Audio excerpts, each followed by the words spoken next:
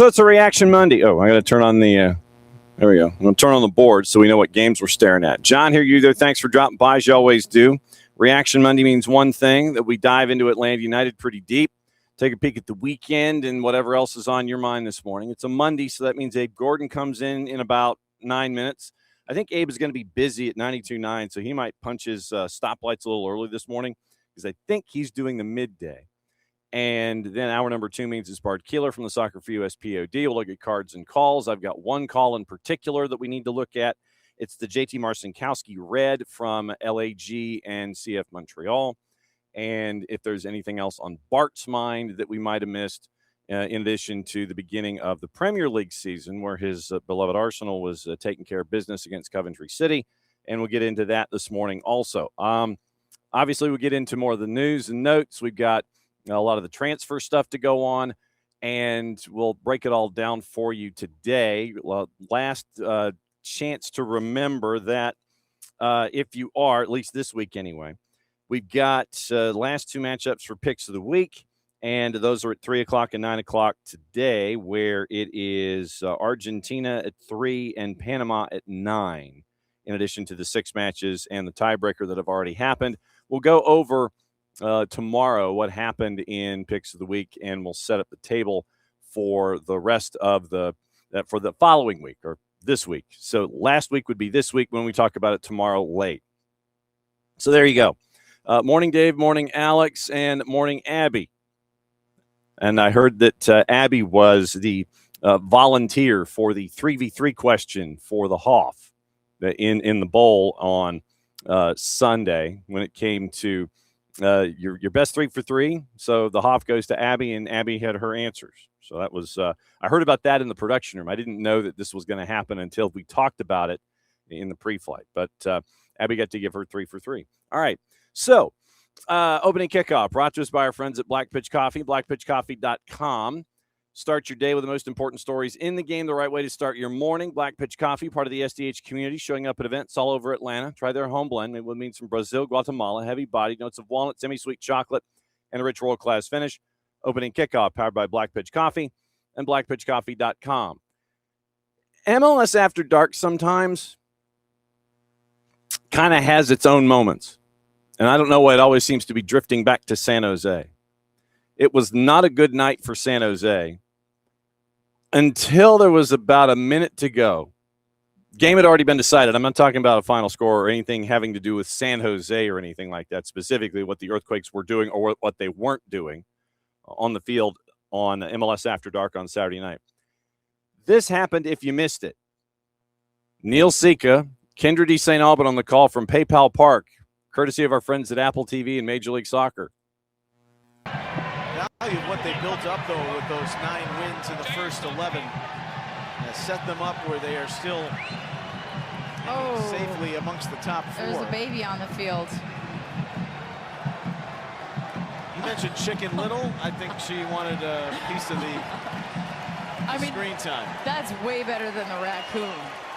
Remember the raccoon? Wasn't that a raccoon last year? They had to put in like Philadelphia. Trash. Yes. Yeah. A true trash pan. But we got a beer and a baby tonight. How did they make it all the way out there? I mean, she was like on the they were on the edge of the 18. This has happened before at PayPal Park. Has it really? Toddlers wander out. I want to say that far? It happened last year. Like, are the parents just like, oh my gosh, I cannot go out there and get my child? Because I don't know, but you know what? They felt like they could contribute, I think. A good reminder to the Quakes fans tonight to stay young at heart. Remember, it's just a game. Lighthearted. It's just a game. Yeah, San Jose needed all the help they could get, and the baby couldn't even help them out. It was that much out of control. So baby on board, baby on the field, and I don't think the mom's going to be able to live that one down. So we'll find out. So we'll see if there's any repercussion or if the mom comes forward. Yeah, that was my kid. Opening kickoff, brought to us by our friends at Black Pitch Coffee, blackpitchcoffee.com. Keep an eye on your kid, people, especially if you've got the expensive seats. Start your day with the most important stories in the game, the right way to start your morning. Black Pitch Coffee, part of the SDH community, showing up at events all over Atlanta. Try their home blend made with beans from Brazil, Guatemala, heavy-bodied, notes of walnut and semi-sweet chocolate, and a rich world-class finish. Opening kickoff powered by Black Pitch Coffee and blackpitchcoffee.com. Now we bring in Abe Gordon. Have you ever abandoned a baby and had it run out onto the field, sir?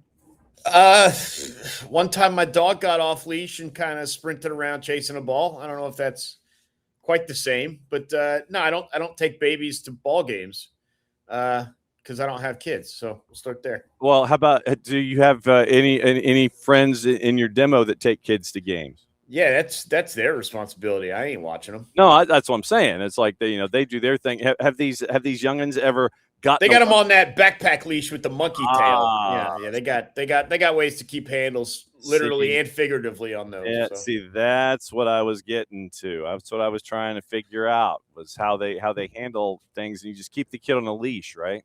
Shot collar and treats, positive reinforcement, and the 5-star Simpson harness to make sure they don't get out of the seat or anything like that. I see how this plays. Yeah, of course. You're doing midday, right? I am. Okay, so then that's why you punched in early, and so that's why I figure I'll keep you as long as humanly possible, so your planning is off the rails when it comes to doing the midday. 3 2-1s in a row, and you took care of business, and you're beating a team that you should have beaten in Sporting Kansas City because they're just not good. Yeah, and I think that's the delineation from those first 2-1 victories and what you saw last night at home at Mercedes-Benz Stadium, is that you took care of business in a way that you're supposed to. You went up early by 2 goals, as a matter of fact, in the first half, and just kind of cruised from there. Yes, you conceded midway through the second half, and you had to bite your nails a little bit at times the last 25 minutes, but you did what you're supposed to do and pick up 3 points at home against a team that is worse than you. And I understand they were at the bottom of the table in the West. You were technically at the time the bottom of the table in the East, but I think most of us probably felt that this team is all the sum of the parts are better than the worst team in the Eastern Conference. And I think you've started to see that a little bit in recent weeks. And you and I have talked about it, man. It really is happening at every level, which is the first time you can say that, I think, in certainly this season, but even going back, I think the defense has played outstanding. I think Lucas Hoyos, he wasn't asked to do very much yesterday, but in the 2 games prior, he was outstanding. I think another center back pairing in Diaz and Alonso. I've been joking with you and joking with Maddie. It's like the 7th straight different center back pairing, and some of that has to do with match compression. Some of that had to do with the red card suspension, but yeah, you just kind of mix and match in there. It hasn't made too much of a difference one way or the other. And the job on the outside by both Jacob and Baez. And then you move into the midfield, and you really love what you're seeing out of that trio with Adrian Gill, Cooper Sanchez, certainly, and then Moyamba as well. And then up top, look, you moved on from Latte Lot, and you started to ask yourself, how are you going to score goals? Who is Alexei Miranchuk going to be setting up for? Fafa Picault, I didn't know if that would be the correct answer, but that's been the answer of recent. He's been outstanding. The work rate's incredible up there. And you're seeing Miggy be much more creative at times as well. It just feels like the first time all season, John, that it's kind of coming together. You do that in terms of running 3 straight wins, and you now have Brel and Bolo right on the precipice here to continually add to that. Mauricio Amaro probably relatively soon, hopefully, as well. There is reason for optimism. We mentioned this with you last night on the Full-Time Report. We're not going to get crazy. We're not going to go out of their skis. We're not going to start talking about them hosting a playoff series. We understand that. But for the first time this season, I really do feel that there is some reason for optimism here. And, you mentioned the center backs. We'll just go from the back to the front. You mentioned the center backs, and because of all of these things in play that you have mentioned, the fact that you are now getting folks healthy, the fact that you are now getting to choose, this is a choose your own adventure right now. And it's like Paulo Diaz coming into this rotation. You're seeing what you get with the Junior Alonso. You get an AME high and his physicality. And so Matt Edwards when he's needed, Stian Gregerson when he's needed, when you need somebody tall for set pieces and to defend late. When you need all the center backs in there to preserve a lead, you just send them all in. It's a good luxury to have, especially when they're all healthy and can contribute in various ways if you need a certain setup to go up against a certain opponent. Yeah, and with the health, and you're obviously still waiting on Jay Fortune, but you did get Will Riley back. I think now you also start to see the impact it can have when you are faced with match compression and what it allows you to do. You were able to take subs yesterday. I don't remember the exact moment, 60th minute, 65th minute. I mean, you were pulling guys out earlier than normal with the understanding that, hey, this is your third match in 8 days. These guys have run 90 minutes the past 2 matches. And the guys you have on the bench are legitimate. They're dudes. You're not taking steps back. You can afford to bring in a Stian Gregerson, like you said, a Matt Edwards, a Will Riley, whether it's because you want to avoid a second yellow card and someone's playing a little bit risky, or just you want to try and get some legs in there. It's all understandable. And there have been times where you were just shallow, either because of lack of quality or because of injury. You were shallow. And when you make a substitution, you knew it came with the risk of, all right, we're not as strong here.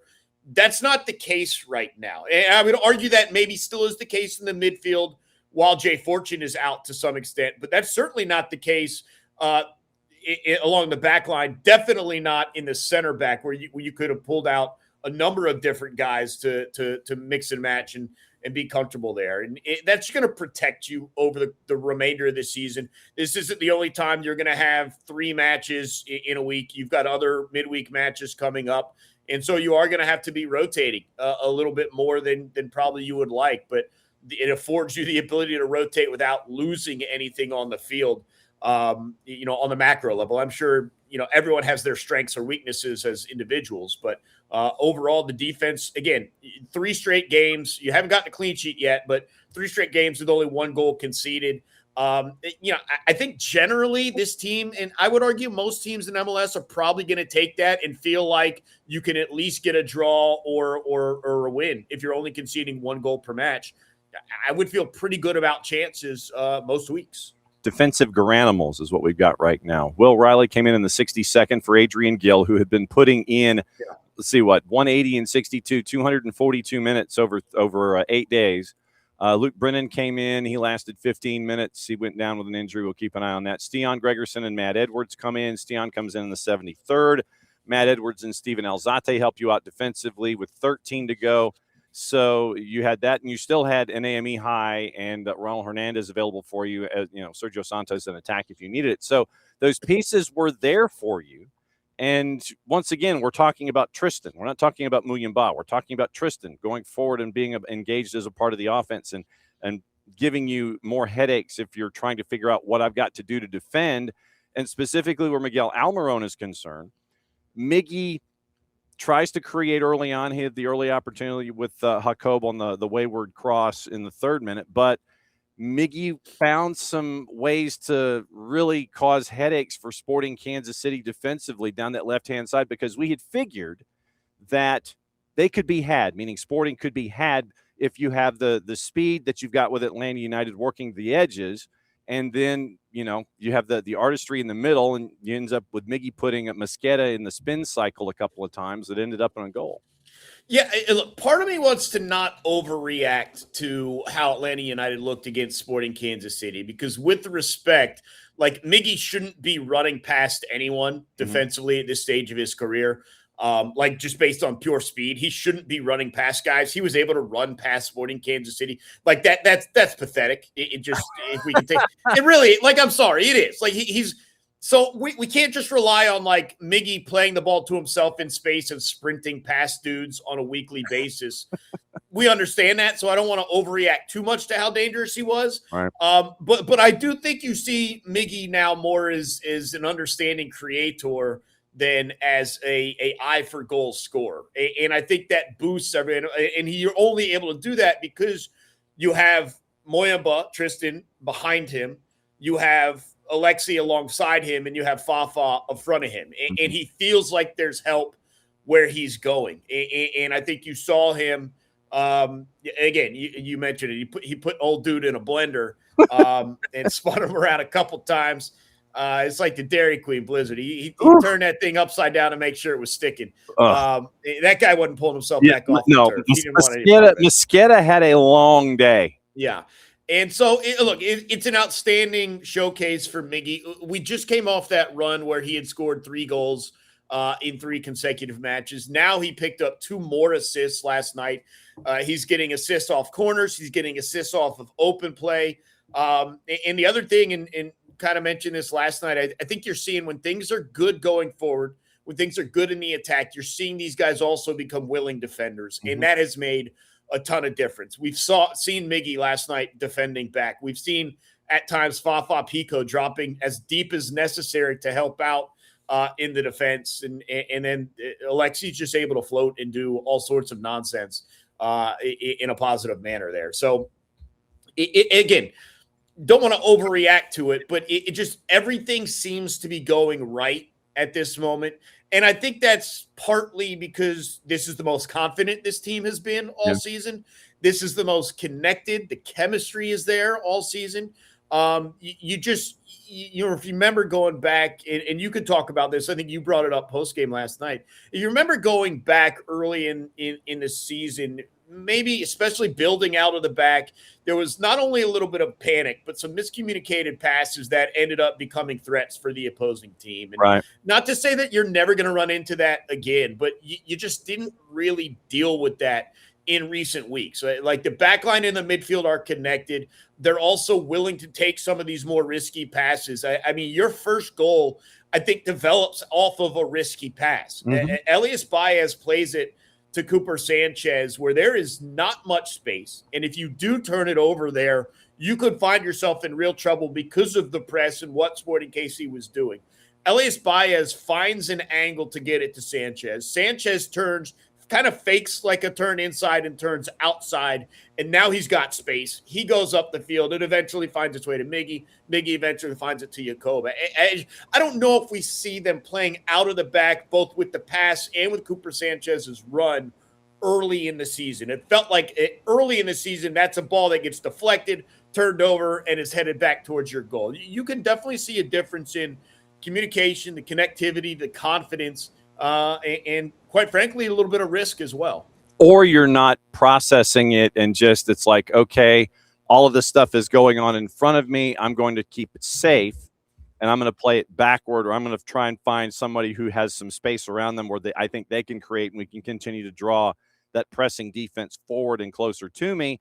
Where yesterday, as an example, you're finding those little pockets. You're finding, like when you've got the quarterback who sees that window, and it's like, all right, I'm throwing it to my receiver. I don't care if the 2 linebackers are there in front of it. I can get it through those 2 linebackers and get it to my guy once he settles in the zone. So we're seeing those kinds of responses now offensively when it comes to the passing game, if you want to try to bring it to an American football parlay. Yeah, before that first goal really was fascinating, because before you got in the ball to Cooper and then he finds the space, you really did have about 45 seconds of passing the ball around your own back left side of the field, where it was guys who were under pressure, guys are trying to find a way out of it, but at the same time, to your point, guys didn't panic. And it really was, there were 3 or 4 different guys who were kind of all playing their triangles and doing their thing, but short, quick, moving it around, and it wasn't working. It wasn't escaping danger, but they didn't force more danger, and they eventually did find a way out. I mean, you'd have to go back and look, not just the build-up, but the build-up to the build-up. It really was an interesting run of play there for a number of guys just trying to – and Tristan was involved in that. Baez certainly was involved in that. And just all that passing without putting the ball in too much danger. You didn't escape danger, but you didn't put it in danger, and then eventually – you did find the pass that got you out of danger and got you attacking. Some really fascinating movement and teamwork and understanding of what's going on there. And again, it just didn't feel like you were having that style early in the season. It felt like when you got pressured, there was panic, either just blasted out of bounds, blasted up field, whatever it was. And you're right. People are playing comfortably right now in a positive manner. And it was interesting on that. And I might be mixing my possessions, so don't hold me to it. But there were times where, as Atlanta United is working their way from right to left, you would see Sporting's defense pin Atlanta in to the near touchline, and it would be 1v4. It would be a 2v4 where you're seeing Atlanta United and that extra defender that we talk about you're not having a whole lot of space and you're trying to pass on a phone booth and it's still happening. You're just thinking quicker and you get out of jams that way. Yeah, and again, a lot of that has to do with confidence in the guys who are maybe a little bit further behind you, a little bit further towards essentially your center backs. Who, hey, if we turn this over, these guys are going to pounce. They're gonna turn it right back over. And so, yeah, I just feels like at times you would just blast the ball up the field, cede possession, and go from there. The other thing, and this is like a Sporting Kansas City issue, that's on them. I actually thought they had some really interesting play out of the midfield at times. They were just atrocious in the final third. There was no real I actually thought that some of their vision and movement and passing was really good as they attempted to build. But once they made the first pass or two into their build, it kind of just fell apart. And some of that's bad touch. Some of that's lack of quality, whatever it is. They had some interesting play in the midfield. That's a team that if they can get some goal scorers and maybe a little bit quicker defensively can be, I'm not going to say they could be good, but like not the worst team in MLS. But what we saw last night, it was not great. It was not great play from them. And look, just happy that Atlanta United is going to take advantage, and they've got bigger challenges coming.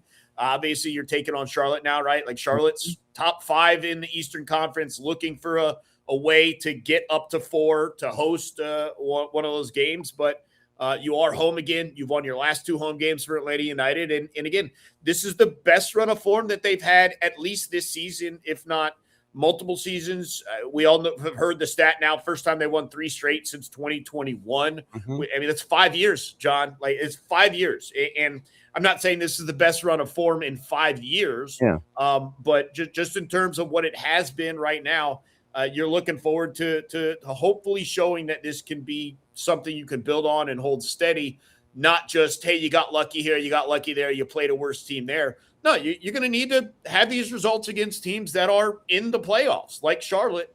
And so it's going to be really interesting to see, because I think if you get a result against Charlotte, certainly if you get 3 points and win 4 straight and whatever, like now you start to have a discussion about like, okay, like what is this team? What are we because beating Minnesota, who's not great at home, and they were a fringe playoff squad. It's great. It's great to go on the road and get 3 points. Understandable. Red Bulls were kind of hanging around. They were, I think, 6th or 7th at the time, but it's real tight there. And then they dropped a little bit, and they're so wishy-washy anyways. You know, at some point you're going to have to beat a team that's good consistently. And I'm not saying that's necessarily Charlotte either. But those are going to be the real measuring sticks. I mean, you opened our conversation, did what you're supposed to do against a team like Sporting Kansas City, and respect for doing that. We've seen this team at times not do what you're supposed to do. But at some point you're supposed to, quote, do what you're not supposed to do in the positive manner, which is beat a team that is securely in the playoffs. And you get that opportunity to do so at home on Saturday. And if you accomplish that, now we really start to have a discussion about, yes, what the rest of this season could be, but also, hey, if this is what we have now, and we're adding a Morrow, and we're adding a Bolo, and we're going to have another transfer window before the sprint season, what can the next season or 2 be with this kind of group of core players before some of those contract decisions that you and I have discussed really come to pass? And Charlotte is 7:30, so 7:40 kick, which means Saturday night, 6:30. For Five Stripes Countdown with you and Madison Cruz, and the Band of Thousands at Mercedes-Benz once again on Saturday night. So when does your shift start, sir? My shift never ends, man. Like we're here officially on air. We're at 11. Okay. I'll be behind the glass though, so the other guys, Andy and Randy, are doing all the heavy work. But yeah, looking forward to that. A lot of discussion on the other football certainly going on. Do you get to heckle appropriately from the other side of the glass? I heckle normally to a point, then Randy gives me a stare, and then I'm like, all right, I'll pipe down now. That's normally how it goes. Okay, just checking. So we wish you safe other side of the glass this morning, and thanks again as always. Some days are safer than others, but exactly. Yeah. So we'll see you Saturday, my friend. Thanks for dropping in. Thank you, John. We'll chat soon. There he goes. He's going to be properly hydrated and everything as he's behind the glass for Andy and Randy. So Andy and Randy and Abe coming up at 11. So That should be fun. That's why I like, when Abe said he's on the other side of the glass for this, and that's why I asked if he likes to heckle or he gets the chance to heckle. Then Randy Cumbry sits there and wanders over, probably puts his hands on the glass and basically tells him to stop. And then Abe's like, okay.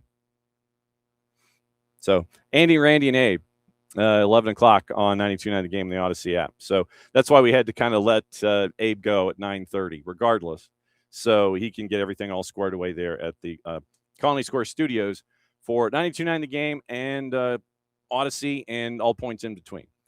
So let's see who's in this morning so far. I saw the OG had drifted in.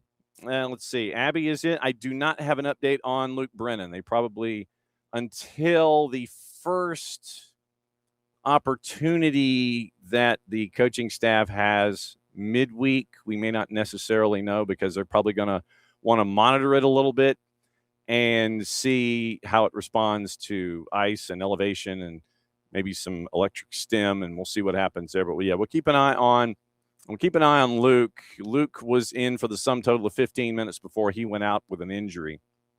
But we'll keep an eye on that this week as you get ready for Charlotte. Obviously, a week with Charlotte means that we will catch up with the voice of Charlotte FC, Will Pelagic, at some point this week, and we will find out what is going on up there with Alan St. Maximin and his integration into the lineup, and we will get our Charlotte intel and find out what the latest is with them. The intel on Sporting, just so everybody has it straight, right now, yesterday, Dejan Joveljic was not in the game day squad. And there had been reports that he was already out on the West Coast and getting ready to get things squared away to where he gets to have a new home, and trying to figure out the contract dynamics is probably the way that I'll phrase it. The contract dynamics of having Dejan Joveljic in. And apparently the linchpin in all of this is the contract of Albert Rusnak. So Joveljic to Seattle, if and when they can get Rusnak squared away. And then apparently Sporting is chasing after Fernandez Mercado from NYCFC. And they had fronted a boatload of money. They were like, hey, here, and just pushed all the money to the center of the table. It's like Casino Royale. Just everything goes forward. So all of that right now, Sporting can't move on NYC until they get Joveljic off to Seattle.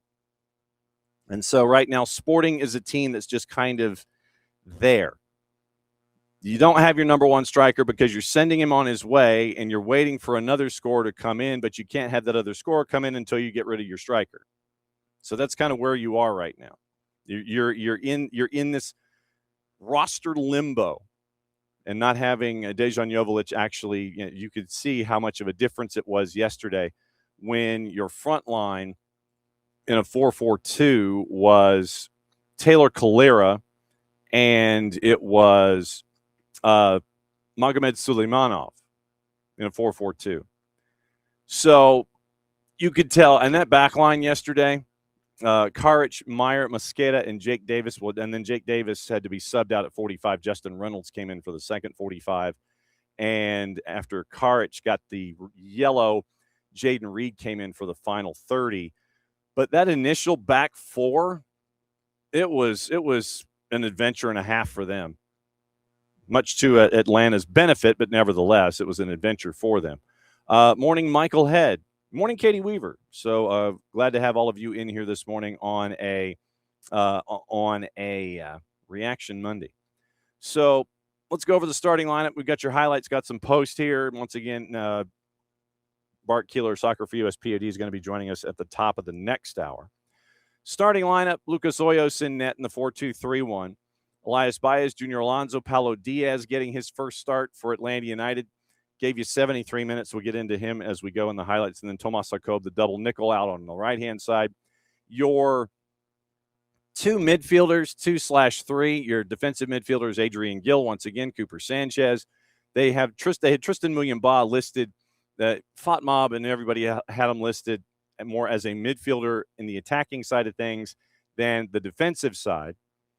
But, if Tristan goes forward, Adrian Gill stays back. Cooper Sanchez perhaps drifts into the play, or he's, depending on the situation, Cooper's the swing midfielder. Adrian Gill's going to be the one that stays as a part of that pair of defensive sixes.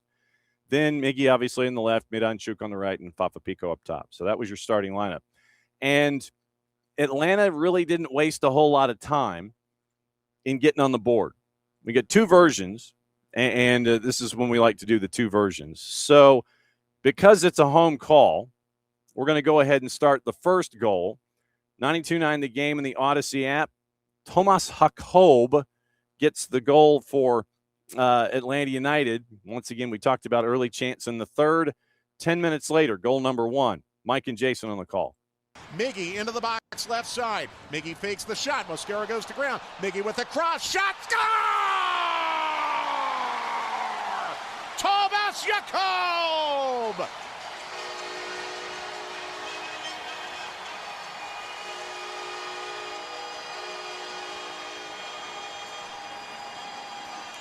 Thomas Jakob has now scored in back-to-back matches.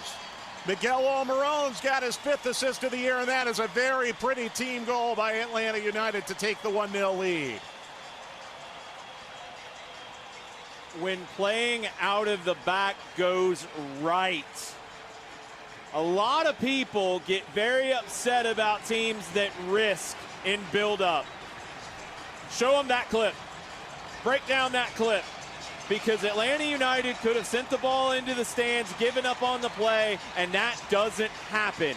They build up with Junior Alonso, with Tristan Muyumba, with Elias Baez, and it's Baez to Gill that springs everything. Then Gill's able to turn his perfectly weighted ball to Almiron, gets you into the attacking third. Then there's still a whole lot to do, and Miguel Almiron is able to craft the space to pick out Thomas Jakob, who had turned into a second striker. Atlanta 1-0. All right, and by the way, since I got the chance to check just YouTube specifically, Morning Local, glad to have you in here as well. So it's 1-0, and that's one version.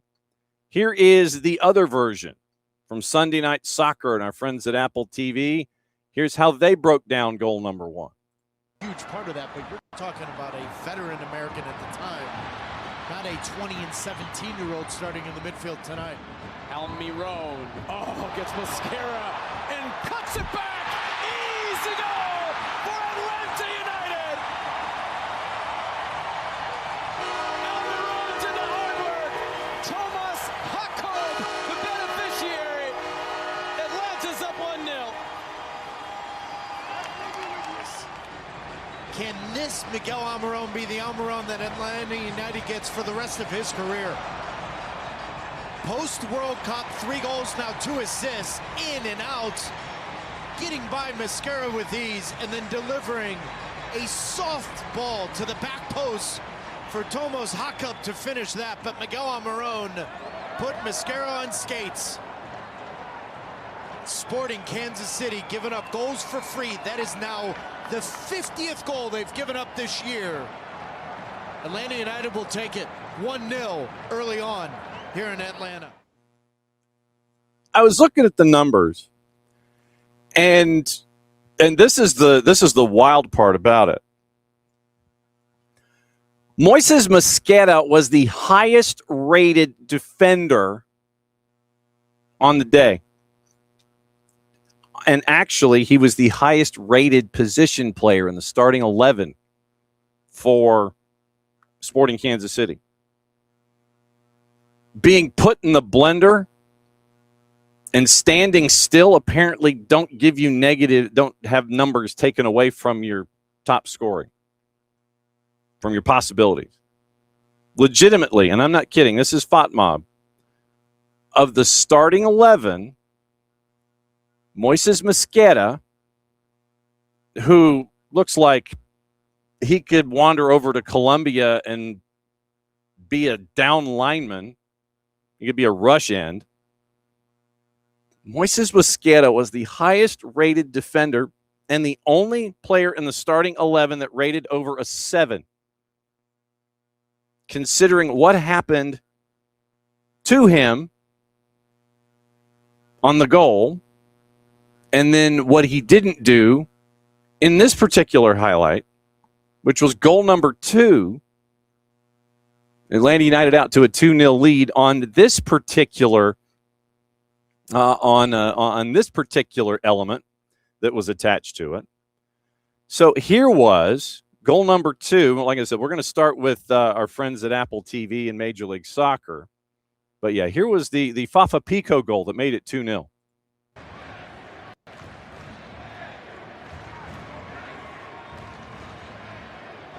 Now the corner sent in by Almiron, and in! Picault the flick! 2-0 Atlanta!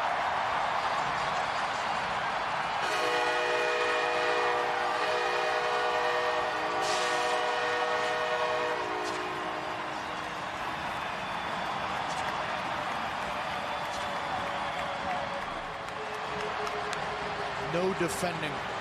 No set-piece defending whatsoever. Bassong looks like he's supposed to be on Fafa Picault. He doesn't track him. So you've got some man marking, some zonal marking, but just horrific defending from Sporting Kansas City. And it basically deflects off of Fafa Picault. And it's a 2-0 lead. Kind of, sort of. But it kind of deflected, kind of didn't. The way that I would look at it is this, that the defending was suboptimal. And we'll get into that. Here's the Mike and Jason call of the Fafa Picault goal, which was great guidance by Fafa Picault on the set piece. Almiron to send this in out of the far corner. Alexei Moranchuk is a short corner option. They go long instead into the goal mouth again. Flicked into the net by Fafa Picault.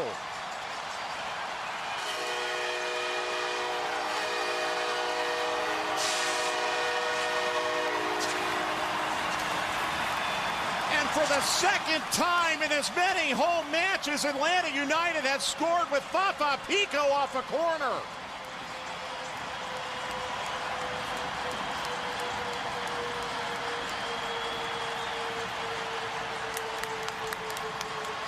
Set pieces have been really good lately. Almiron, it gets through 2 Kansas City players. You had a run to the near post from Baez. I don't think he got a touch, but it got through 2 guys behind him, and Picault just has to get something on it. Inside of the foot / shin / knee. It doesn't matter. It's in the back of the net. 2-0 Atlanta. And not wrong, but it was well guided by Fafa Picault. And Five Stripes Carolina does make a good point. We have to, as we get later on in the week, but knowing this, Elias Baez with the yellow card accumulation suspension for Charlotte, you've got to figure out now what it's going to look like on the left-hand side of the attack. That is going to be the major question going in. And also, if Dean Smith takes advantage of that and tries to work down that right-hand side of the attack, going up against whoever is going to be the left back or whatever the left back situation is for Atlanta United, and maybe it ends up as something akin to a 5 at the back in a 3-5-2, where you've got more center backs to help out to make sure that the rush isn't what you want it to make sure that the rush from Charlotte isn't what they want to accomplish. Maybe it's adding an extra body back there. And you can do that now. But you wonder now what the center back pairing is going to be. You wonder what it's going to happen at left back. But yeah, good point by Five Stripes Carolina. Welcome, by the way. And that is going to be a big question for Atlanta going forward. So what's it going to look like? But you've got the entire week to figure it out. And you've also got to see what those little societies look like in practice. But like I said, knowing this going in, you've got a full week to figure it out and try and figure out the relationships. But don't be surprised if Charlotte tries to work their attack up the right-hand side, going up against whatever the left back situation is for Atlanta United. That second goal, by the way, the second goal, you literally had Meyer, Bassong, Mosqueda, and Bassong in a line. Of those 3, Bassong, who is a midfielder, was the one who was doing most of the moving. Literally, Fafa Picault was behind, and I think Basong was on Fafa somewhat. But literally, Fafa Picault goes around Moises Mosquera, which is, traditionally very difficult to do just because of his size. But also when Moises Mosquera was standing still, literally you had 3 or 4 dudes for Sporting Kansas City just staring. They all got caught ball watching. And Fafa Picault just appears from the back row, wanders up to the front row, grabs the popcorn and the icy, and he just flicks it into the net. It was just, they were ball watching. I can't think of any other way to phrase it. They were standing still. And when the opposition is standing still, you take advantage of that. Fafa Picault did to make it 2-0, and that was it for the offense. Now, and this is to give you an idea about the highlights of this match. Obviously, the goal by Steven Afrifa with 20 to go kind of made things a little hairy. But you end up with, if you look at YouTube or what have you, just to give you an idea about this match, they have the individual goals clipped that you can watch at MLSsoccer.com and the individual situations and things like that. Then they have the large 10-minute thing. And it specifically ran 70%, literally, of the 10 minutes and 13 seconds. I think it's safe to say that 6.5 to 7 minutes of it was first half. And then you had the goal by Sporting Kansas City, which probably gets you to about 8 minutes of content. So you only devoted 2 minutes of that entire 10 minutes of the mega edit to a goal in the second half and everything that happened in the first half. That's it. That's what this game was. It was so locked down at halftime. Literally, Major League Soccer in their edit, they go 6.5, 7 minutes of first half, and then they just kind of waited. I was like, oh, okay. We got a goal from Kansas City, and then the end, and then the ending. But literally, their edit was so first half heavy that should tell you everything about what was going on. So Atlanta United took care of business. Katie, can you remind me when that was? The body check that didn't get called as a penalty. Do you remember where that was? Because I might be able to chase it down here and run it in this segment if you can think about when it was. And I'm trying to remember, but I was kind of running around myself trying to figure out when it was, and I can't off the top of my head. So if you could crowdsource the hip check, the second half on Miggy in the box. Okay. Oh goodness, when was that? See, I wish I had a timestamp on that, because then I could sit here and look at it, and I could probably edit it really quickly. I just don't have a timestamp on the moment. Okay. Because it wasn't even a foul too. Do I have it in my notes? Hang on just a second. See, and like I said, this is great live. This is great live television. I know. Fafa, Riley, Afrifa, Almiron, no foul, 86th minute. Okay, so let me see if I can do a little movie magic here. So it was in the 86th minute, and do I still have it in the rundown? Yes. Okay, so 86th minute would be. Let's see. So 10 minutes in, 42. So let's see. So 45 would be 55. And then it would be an hour would get you to the first half. Hour 20 would get you to the second half. And then hour 20 would be in the second half. So if it's in the 86th, that's 40. So 41 to there would be like 2:01. Because I've got it in timeline and I'm trying to edit it to see if I can figure out where that space was. Let me see if I can. If you hear it, I apologize. I don't want to diminish anything about what this team has done. Yeah, that was a little more work than you would have liked in those moments. Like but different things here at the same time. this team just won 3 games in a row. Okay, so that is the end at 158.50.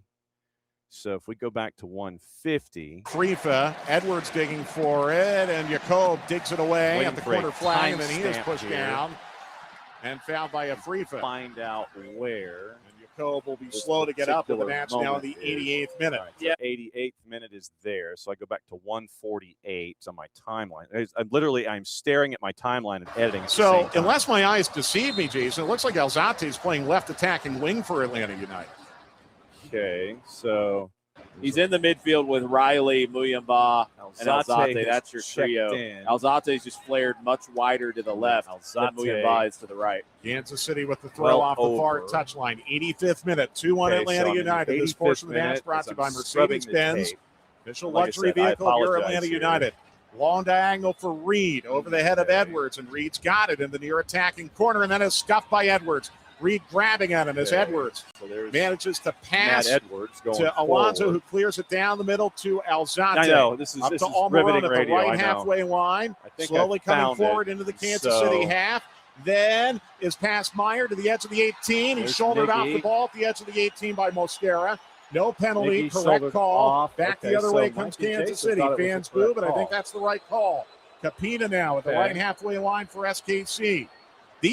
So all right, and literally this is about a 20-second. It's about a 20-second thing that I found. Like I said, I was literally scrubbing as we were looking for it, and if I violated any kind of tenet when it came to radio, I apologize. So all right, so now I'm going to export, and like I said, since we found it and I wrote it down, that was the big thing. Miggy 86th 824. All right, so there I found it. All right, so here is. Let me see if I'm gonna load it real quick, and I could go back and look at the video. So the live search. It's exactly what we're doing. So I'm gonna upload that 20 seconds, considering I was scrubbing the whole freaking thing. Miggy 86. Okay, so we'll upload it, and once again, courtesy of our friends at 92.9 The Game and the Odyssey app. Here was that call late. Reed grabbing at him as Edwards manages to pass to Alonso, who clears it down the middle to Alzate. Up to Almiron at the right halfway line, slowly coming forward into the Kansas City half. Then is past Meyer to the edge of the 18. He's shouldered off the ball at the edge of the 18 by Mosquera. No penalty, correct call. Back the other way comes Kansas City. Fans boo, but I think that's the right call. So there you go. That was so TV thought, okay. So TV thought that it was a cheap shot. I thought it was a foul.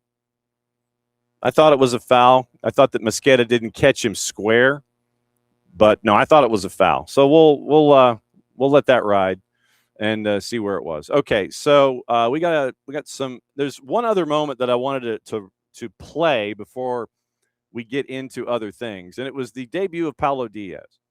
And like I said, Paulo Diaz to me was in consideration for man of the match. First time out there, first time start, and you're paired with Junior Alonso, and you have moments like this, and there were 3 in the first half where Paulo Diaz was introduced to both Major League Soccer and to Atlanta United fans. This was the 3rd of those moments. Once again, 92.9 The Game and the Odyssey app. Now 20 yards from the end line. Cut back in the midfield to Davis. Davis now dribbling past Almiron, past Muyamba. And then Capita is stuffed by Diaz, who bodies him away from the ball as Hoyos tumbles over it at the edge of the 6. Capita tried to run through Paulo Diaz and ran into a brick wall. I think we're going to like this guy. That's one of the best defensive plays I've seen all season, and Diaz didn't even try to play the ball. He just shields Capita off of it. Capita tries to run through him, and it's physically impossible. Yeah, so don't do that, or do it at your own peril. So, yeah, Paulo Diaz, for those that might have missed the numbers on Paulo Diaz in his debut, he went 73 minutes. So, had 58 of 64 passing, 91%, 1 chance created, 8 defensive contributions on 73 touches, 8 passes into the final third, 6 of 9 on long balls, so accurate on 6 long balls and 8 passes into the final third, 8 defensive contributions, 8 clearances. 3 of them were headed, 1 recovery, and he won 2 duels in the air. Plus the slide tackle that knocked the ball out in the 27th minute and the moment that we played with Capita. So Paulo Diaz, welcome to Atlanta United. So you had that at the back line, finished with a 7.2. But, yeah, with Baez, Junior Alonso, Paulo Diaz, and Tomas Jacob, it was definitely a long day for the folks in sporting Kansas City colors. Post-match, we'll start with Cooper Sanchez. We'll work our way from the back to the front. And so here's Cooper Sanchez after the match. In the locker room, Maddie and Jason caught up with him after the 2-1 win, unless, of course, I don't load it, which would be really good. That was good, John. That's fantastic. That was just brilliant on your part. You sit there and it's like, yeah, I was wondering what it looked like. So, yeah, okay, here, yeah, okay.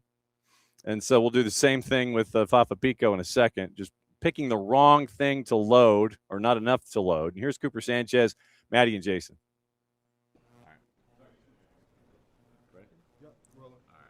Big win at home, Cooper. Just talk me a little bit about how difficult that second half was.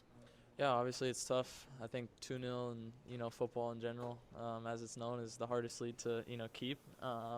Obviously they get a goal, but I thought we stuck it out and ultimately got the 3 points, and that's the goal. So this week, I mean, it feels like the confidence of this team is flying high right now. I just looking at the types of passes that you and Adrian and Tristan are attempting, it feels like there's just more confidence in the group. Are you guys feeling that in training and in games? Yeah, obviously that comes with, the wins, but also just the coaching staff and the players around us putting trust in us in our abilities to do that, to get them the ball and to get them in, goal scoring opportunities, because that's where they're best at, like guys like Miggy and Alexi and Fafa. So that's where we want to get them. How has Adrian helped in the midfield? A lot. No, it's been great playing with him. He does a lot of dirty work as well as I do. So it's good to have someone with me doing that. I think all 3 of us in midfield do that. That's why we're ultimately pulling wins together. With the offense also clicking, it feels like, especially with the way the team played in the first and a little bit in the second too, playing with that confidence, how important has it been to get those goals going to help the team going forward? Yeah, I think it's really important to get the goals early. Obviously, the last couple of games we've gotten scored on early against Red Bulls in the first 5 minutes, and that was a different type of game to come back and win that 1-2-1. But to get goals early and kind of see out the result like we did today was a great thing for the team and the club in general. Good signing today. You get the opportunity for Brill to be introduced to the fans, and you guys get a chance to chat. Yeah, a little bit. We all said hi to him in the locker room today, so he looks like a great guy, and yeah, it would be a great addition to the squad. And that was Cooper Sanchez at a very low volume, because that was the other thing I forgot to do was EQ it. Yeah, so I've EQ'd it. I'll play it again now that I finally EQ'd it. I was like, yeah, just because you download it doesn't mean it's the right volume. So I'll play Fafa, and then we'll play Cooper again after we bid adieu to Bart Keeler and his Arsenal Gunners. So it is that time where we bring in Bart for hour number 2. And I'm shocked that you're wearing your Arsenal jersey. John, you'll be shocked by this. Look at the coffee mug I'm drinking out of. Look at you. Look at you. You win 3 in a row. I might recognize you as a football team. Yes. Yes, of course. So if you would please go into your settings and go into your video settings and hit and slide mirror camera. So that way, all of your logos. There you go. See? Yes.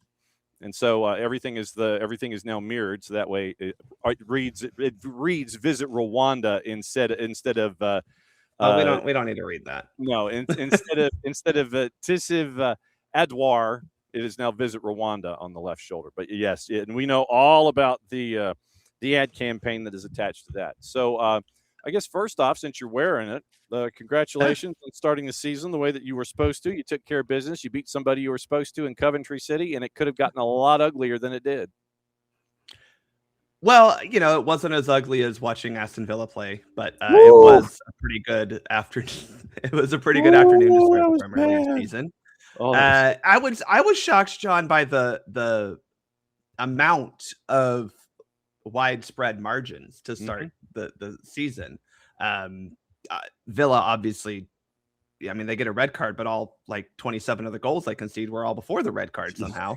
Arsenal putting a couple past Coventry pretty early on. Mm-hmm. I thought, we had another 3-0 score line with some other team from London, and that kind of shocked me. I'm not going to lie. I figured opening weekend, it would be a little bit of like everyone's figuring out what they're doing, and that just means probably more goals or no goals. I guess we just got both in the same match. Yes, you did. So since we're here, Hull shuts out Manchester United. That screaming you heard was Drew Dickinson. Hull getting 2 on the board, shutting out Manchester United. Everton shuts out Crystal Palace. Ipswich and Sunderland. That was actually one of the cooler matches of the weekend. Leeds and Nottingham Forest, 1 goal on the board there. Brentford told Spurs to go out back, choose your own stick, and come back inside with it. 3-0 Brentford at the G-Tech. Brighton put 4 on Villa, and Manchester City was down 1-0, and then they weren't. 2-1 win there for them in the first game for Enzo Maresca. And Newcastle and Liverpool traded haymakers. You figured it was going to be an emotional environment because of the celebration of Kevin Keegan. They get the early goal. Then Liverpool comes back, and then Newcastle is there, and then Liverpool scores at the death. DETH apostrophe exclamation point. And Lewis Hall obviously was none too keen on that particular call. And the PK is converted 2-2 your final there. Is that reffing down here material for you, sir? No, because it's a penalty. I'm sorry, it was a foul. Like, I don't know what you want to happen there. So yeah, it was 2-2. So when it came to anything else on the field of play, I do have the JT Marcinkowski red from LAG and CF Montreal. We do have to get into that because Devin Kerr and Nate Bicady, 2 of our friends here at the network. Devin was kind of like, oh, so he was uh-ohing his way through that one. Did anything else in the Premier League stick out to you this past weekend? Honestly, no. It's a good thing, I guess. I think it was. Again, we talked last week about the footballing standards and kind of the emphasis of refereeing points of emphasis. Mm-hmm. And I think we saw a little bit of that with VAR intervention. I don't think we had many VAR intervention opportunities. Obviously, every goal is checked for offside and stuff like that. That threshold is going to remain. We need to check to make sure they're offside. But I didn't think we had any real interventions. And we just talked about the Newcastle-Liverpool match. I think it's a foul, so I don't think it needed VAR intervention by any stretch. But I thought you saw overall a pretty good adherence to that idea of, we want to uphold, we want the call on the field to be the call. Mm-hmm. Right. And kind of the way that, if you remember back when instant replay and video review started in American football, the goal was, can you disprove the call on the field? Right. Mm-hmm. And so obviously in our world, we have the phrase clear and obvious error. And I think they're just trying to make that threshold like, was it clear and obvious?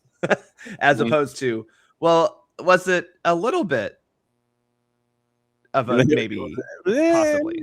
Yes. You're kind of like, instead of proving a negative, it literally was, instead of it reinforcing a positive, you're trying to prove a negative, basically, I guess. And I do think that shift is important, John, because I think when you're saying, let's look for a mistake, as opposed to, can we find a reason to uphold the call? I do think you are going to get different outcomes of your investigation. Yeah. Look, we know this. If I'm looking for reasons that Atlanta United is still not going to make the playoffs, I can find them. But if I want to look for reasons, a positive that Atlanta United will make the playoffs, it's Adrian Gill. So, there are ways to go about this. If you look for the positives, you'll find the positives. Mm-hmm. Okay. So let's go to the JT Marcinkowski from the red card that happened for LAG against CF Montreal. And this is, once again, it's Nate Bicady and Devin Kerr on this particular call. So here is the red card second half. And here was how they went through it. But yeah, Devin Kerr and his uh-ohs. It's almost like when Carl Lewis was singing the anthem and he didn't quite hit the notes he was supposed to, and you hear the color guy on the basketball going, uh-oh. It's one of those moments. Here you go, Apple TV, Major League Soccer. Lozano rises up to win the first header. Now it comes down to Petrasso. Into the channel for Owusu. Goalkeeper's coming out. There's contact. And now is this in the penalty area or out? The referee's reaching into his back pocket, and it's a red card.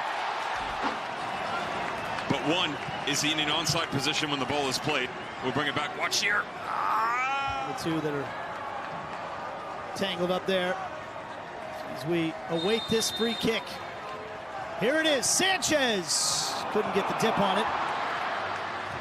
And there you go. So to let everybody in on what happened there, pass down the left-hand side, JT Marcinkowski for LA Galaxy feels like, oh, I must make a play on this. And it's right there, like 17, 18, 19 yards, and it ended up being 19 yards out, and red card was brandished. Now that you had the chance to see it, what did you see? Well, obviously this red card is going to be for DOGSO, so we have to go through the D's of DOGSO. And one of them that you have to take in consideration here that I don't necessarily think rises to it is defenders. Obviously, JT Marcinkowski is the last defender. He's the goalkeeper, and he is the last defender. But there were a couple other defenders in the area. And then we'll get into the next ones, right? Because we're talking about distance to goal. Well, obviously, this happens, 3 inches outside the penalty area. So, I would say that's pretty close to goal. Direction of play, it isn't quite direct at goal. I think you are heading toward the goal line. I would not call this something, especially after the way the player is chasing this down. I don't know. It kind of reminds me of a game with Atlanta United and LAFC and Mateus Bogish and Brad Gazan, but that's just me. Right. It does. And so I think the distance to goal is the problem here. Now, the player, the attacker, is still fully in control of the ball. Like, I just feel like when you consider that this direction of play and the defenders that are still in the area, again, they're not necessarily like there are no other defenders behind Marcinkowski when the foul occurs, but there are defenders within 5 yards of both sides of the attack. I do have a little bit of an issue with this. Now, that said, this is very clearly a foul from Marcinkowski. It is outside the penalty area, so you are very able to give a red card for DOGSO here. Yeah. Is this a case of probably a yellow card foul on top of the stopping a promising attack yellow card you would get? Maybe 1 + 1 = 2, and we're getting a red card for that as well. That's not exactly how we should be refereeing, but I can understand that a lot of these things are piling up against Marcinkowski, but I don't think this was necessarily DOGSO in itself. I do have a slight issue, but again, VAR looked at this and thought it was at least not incorrect. And so I can understand why a red card was given, but I think with the tools we have, looking at the camera angle, I personally look at this and go, I don't know if this is fully meets the criteria of DOGSO. And remember, and this is in the collective remember. So for VAR to fix this, it has to be clear and obvious. Yes. And using those 3 words, I don't know if you can sit there in the booth and go, okay, there is a clear and obvious error here that is correctable to rescind the red card in this case. Yeah, and you have to remember for the referee, they are looking at this in real time. You're looking at an attacker who has beaten the final defender, not the goalkeeper, but he is past the last defender. Like, right. I think that's fair to say. Now, again, I think that defender is still within the realm of in the play, but he has beaten the last defender. He is one-on-one with the goalkeeper. The goalkeeper has recklessly come out. Again, this is a reckless challenge by Darn you, JT Marcinkowski, and your recklessness. Yeah. I would argue that Marcinkowski is lucky that this wasn't a penalty kick, because if this is, I'm not joking, 6 inches farther down the field, it happens on at least on the line of the penalty area, and therefore it's a penalty kick. So, I think he's a little lucky in that regard. Maybe he's unlucky that it wasn't just a penalty kick, because he would have probably only received a yellow card for it. But I think from a clear and obvious standpoint, I don't think the referee is clearly and obviously incorrect. But I personally would not have given this a red card on the field, because I could have looked at two defenders inside the penalty area and said, can't give a red card for DOGSO here, but it is very clearly a reckless challenge and a stopping a promising attack challenge. So, okay. There were a couple of things that just popped into my head. Would you not have brought it back to I was going to say, would you not have brought it back to where the foul was beginning to be committed, which would have been outside the 18 in the first place? I mean, you got to go with where the contact basically is. And I do think the contact occurs outside the penalty area, at least from what I can tell. Yeah, that's what I thought. Yeah. The contact started there. And then the other element was, even if, and this goes back to Bogish v. Gazan, I feel like I just went People's Court or Law and Order or something. Could you not assume, and this is dangerous to do this, that as the offensive player is going down the inside left channel, and yes, he is behind the last defender, that he is still in a position to have an angle to create a shot? Yeah, and that is valid, right? That's where I'm not going to fully say he's not direct to goal. The ball is not necessarily going directly toward goal, right? But he is, if he gets this ball without the foul, right, he is inside the penalty area, which is theoretically a really good goal scoring opportunity area, for some teams, not for others, but for some teams. Yes. I think actually I was listening to a preview, and like Aston Villa has scored the most goals outside the penalty area, but like their conversion rate inside the penalty area last season was like bottom half of the league. So there are some times where you go, well, we're in the penalty area, maybe this isn't going to happen. But that is kind of the issue here, John, right? It's like I am looking at this a little bit as not just a referee, but as a player going, and as a goalkeeper. I'll look GK Union over here going, that's not really toward goal. But that doesn't mean it's not a goal scoring opportunity when the ball is going to be inside the penalty area, with I mean, at that point, again, a relatively good angle at a shot on goal. It's not like it's a 4-degree angle. Again, this is not clearly and obviously not a red card. That's just where we're at, right? I have quibbles with it. I don't think it's fully DOGSO, but like when you add everything together, you can go, well, yeah, this is probably a red card. Like, does that make sense? Yeah. I think that there are, in situations like this, there are judgment calls to be made. Correct. And in this particular case, you have to walk it through the idea of, okay, this was a dangerous challenge by JT Marcinkowski, A. It happened outside the 18, and that is for VAR to help you with when it comes to your initial sight of, okay, I think this happened outside the 18. Yep. This was a dangerous challenge. And then this is, like I said, this is one universe that we're walking through here. So in one universe, it is JT Marcinkowski comes out. It's a dangerous challenge, A. It is a dangerous challenge outside the 18, B. Therefore, going through all of your letters of DOGSO, okay, this, and this. Dive, duck, dip, dive, and dodge of DOGSO. Right, yes. Correct. And so you end up with Rip Torn telling you about the importance of DOGSO, and you end up like if you're grading in a rubric, right? Yeah. And you go, okay, out of 5 points each. Yeah. Most of these are at 3 or more. Like that's just kind of where we're at. And when you look at that, you got to go, well, this is a red card. Unfortunately, when you go through it, you go, well, it's not fully DOGSO, but it is a reckless challenge. And it is stopping a promising attack. And,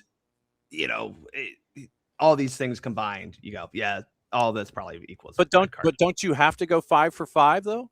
If you're looking at DOGSO, so no, you don't have to necessarily. Yes and no. Like again, it's not a 100% or nothing in the D's of DOGSO necessarily. Now there are some, right? Like defenders is one, right? And again, I think for this one, he's very clearly beaten the final. I think it's the center back who's chasing after him. He's passed him. Yeah. He's one-on-one with the goalkeeper for all intents and purposes. Now, Okay. again, do I think that there are two defenders recovering well enough to possibly still be involved with this? Yes, that is what Bart looks at and sees, right? That's $1, by the way, third person reference. But is it not the last defender, right? Mm-hmm. So then we also look at, I think we had one, John, back in, you had to go back with me, 2017. Okay. I think it was against Chicago. Mm-hmm. I think. Okay. In Bobby Dodd. Okay. And I think Gressel is played through on goal. Okay. He's the final defender and a guy fouls and brings him down. But he's like 5 yards into the attacking half. Well, what do you mean? What distance is that to go? You know what I'm saying? Yeah. So these aren't 100% or nothing, because if you're 45, 50 yards from goal, but you're 1v1 and you get taken down, is that a goal scoring opportunity? I don't know. Right. We look at the one that I think is most infamous for me that I just think should have been a red card, but it didn't matter because we still beat them despite them setting an attendance record with 20,000 Atlanta fans there. But the game in Nashville that we don't really want to talk about because of the cursed field that's Titan Stadium there. Yeah. But we don't want to. Yeah. Barco taking a shot on goal from 40 yards out with a goalkeeper who I don't know what he was doing at that point in time. And he just volleyball blocks it straight down. And we're going, how the heck is that not a red card? Oh, yeah. Now, I still very much believe that should have been a red card for like a number of reasons. Yeah. Was it? DOGSO doesn't necessarily have to be one of those. Was that? Oh, was it Bendick? No, that wasn't Bendick. Oh. I think it was still who was the guy they had before the new I can't remember his name. It's the dude they've had until this year. Okay. They had basically the same goalkeeper up until this year when they got the new kid who probably will get a call up for September, October window. But yeah, that's to be talked about on this upcoming episode of Soccer for Us. And that's part of what we'll talk about too. Yes. Anyway, I'm just saying that it's not 100% or nothing. These are a little bit of criterion. And so again, if you're saying that all of them are above 50%, if all of them are above, probably for most of these 60, 70%. Okay. We're trying to officiate in a fair way. It's not fair to say, well, he wasn't 100% a goal scoring opportunity. Well, opportunity is subjective, unfortunately. And again, it's not goal scored. It's goal scoring opportunity. And it's kind of hard to say this wasn't denying a goal scoring opportunity. Okay. Because that's what I was trying to, but apparently volleyball blocking a shot from 45 yards. Joe Willis. Okay.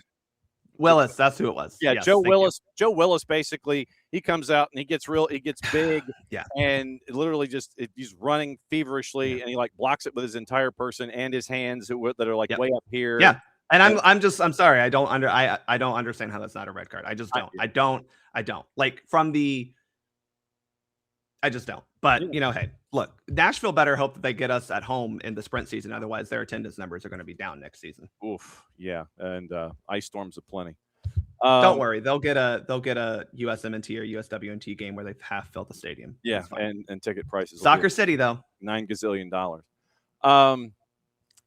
You had mentioned just general behavior, and in a match like what we had yesterday, you had literally with Atlanta United. It's like, okay, there were a few calls that folks had umbrage with, and they were late, and it came from and they were a lack of calls basically.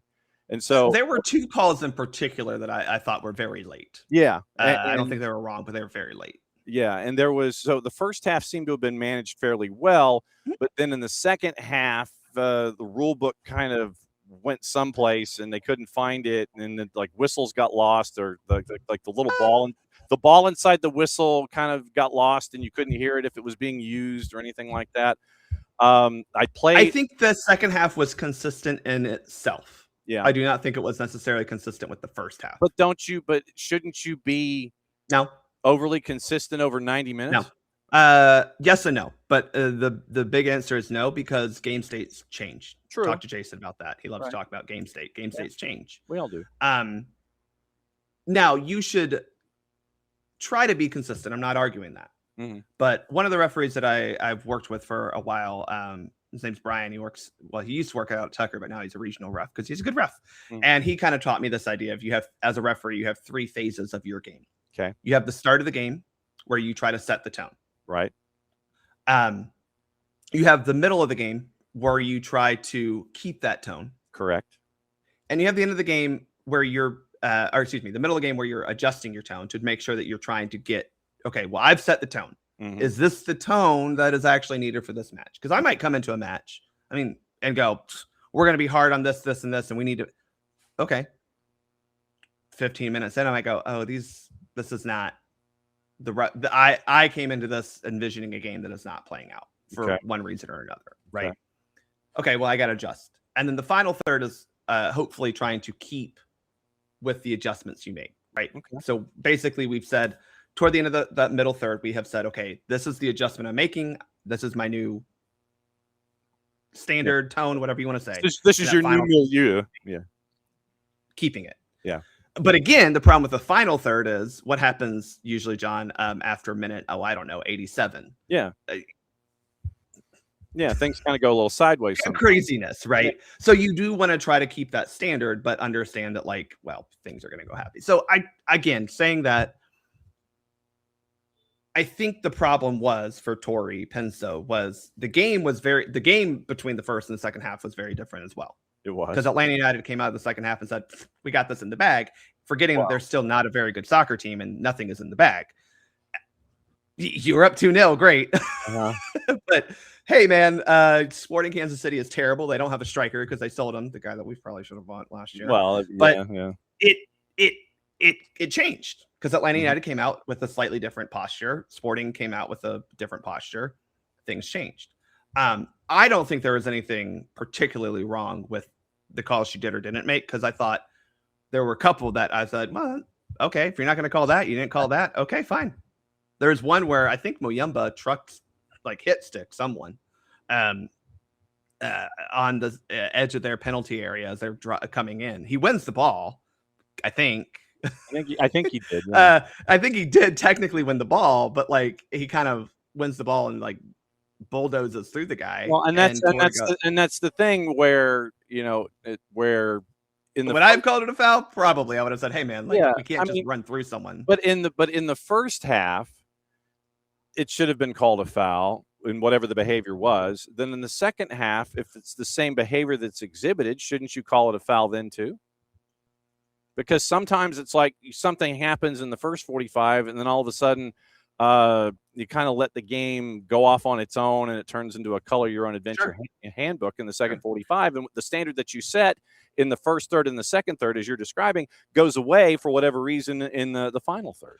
Well, again, I don't think there was I watched a completely different game than everyone. I didn't think there was any real issues. Okay. What did you see I played the Miguel Almiron Mosqueda. I thought Mosqueda, popped Miggy in the chops, and they were the one that everyone's shouting for a penalty kick. Yeah. From my vantage point, when I was watching it, it looked like Mosquera wins the foot race to the spot of the ball. And they both are challenging for it, but Miggy is not bigger than Mosquera, and Mosquera being a larger volume of mass. Yes, he is. It's there, and Miggy is a smaller volume of mass, and then things, How do you I just didn't view that as a foul because to me, Mosquera got to the gained position on the ball, right, before Miggy did in that instance, and so therefore the coming together was more Miggy, his momentum still carrying him into him, not necessarily foul on Mosquera. That was what I saw.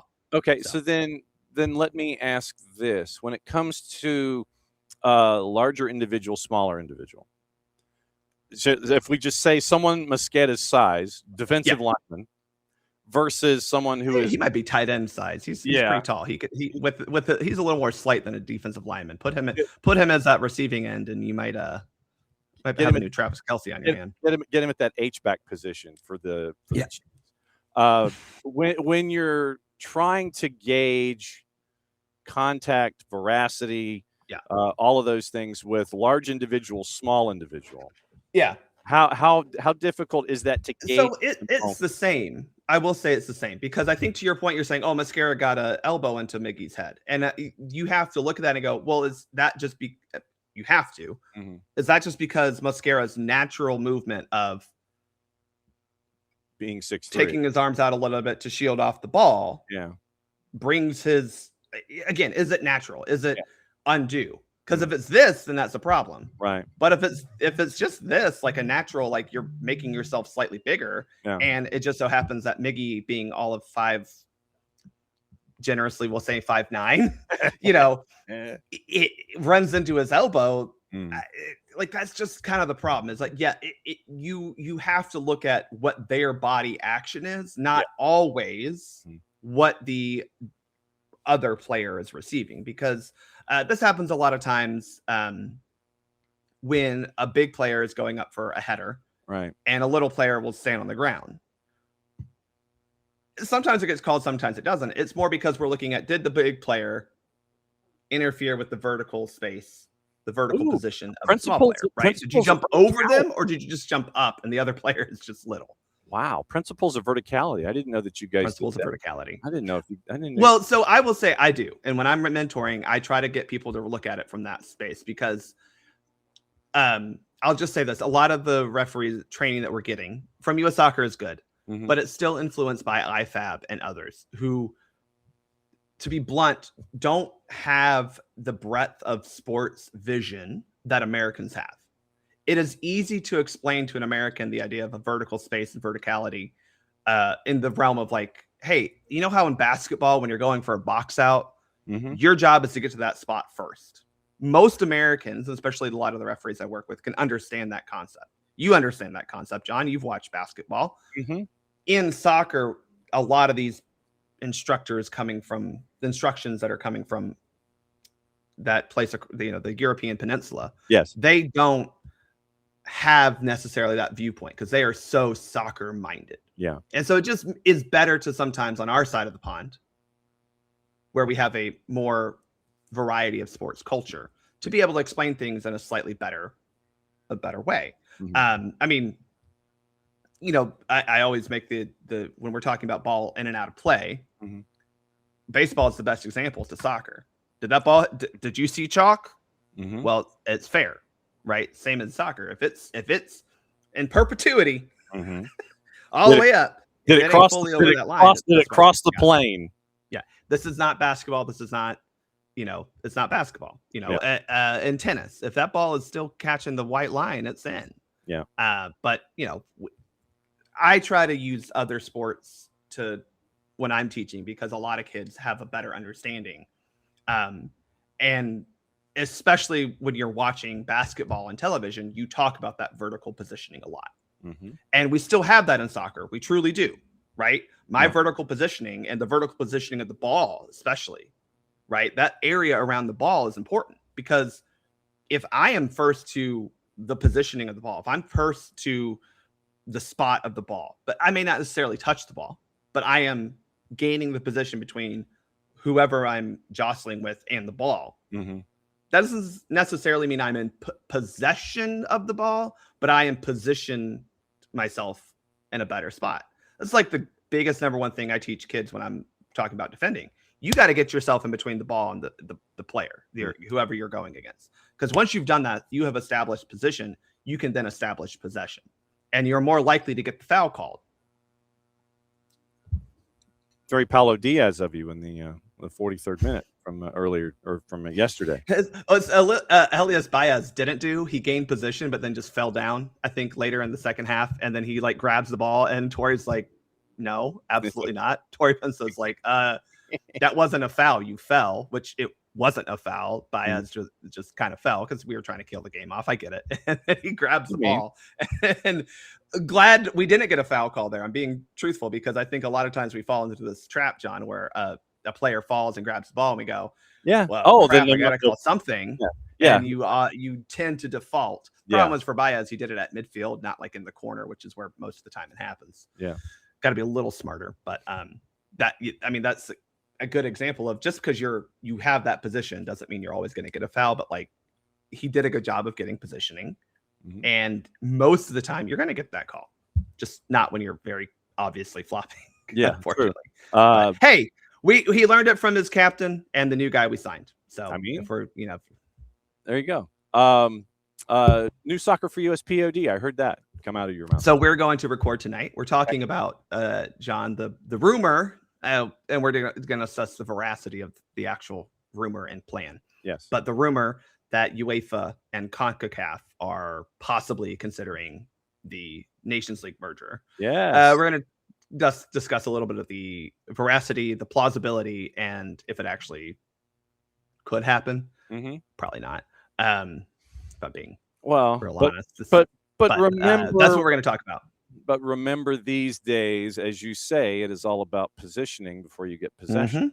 And that is what we will be discussing on our recording tonight. We'll also be talking about the other discussion topic online right now, which is some people are.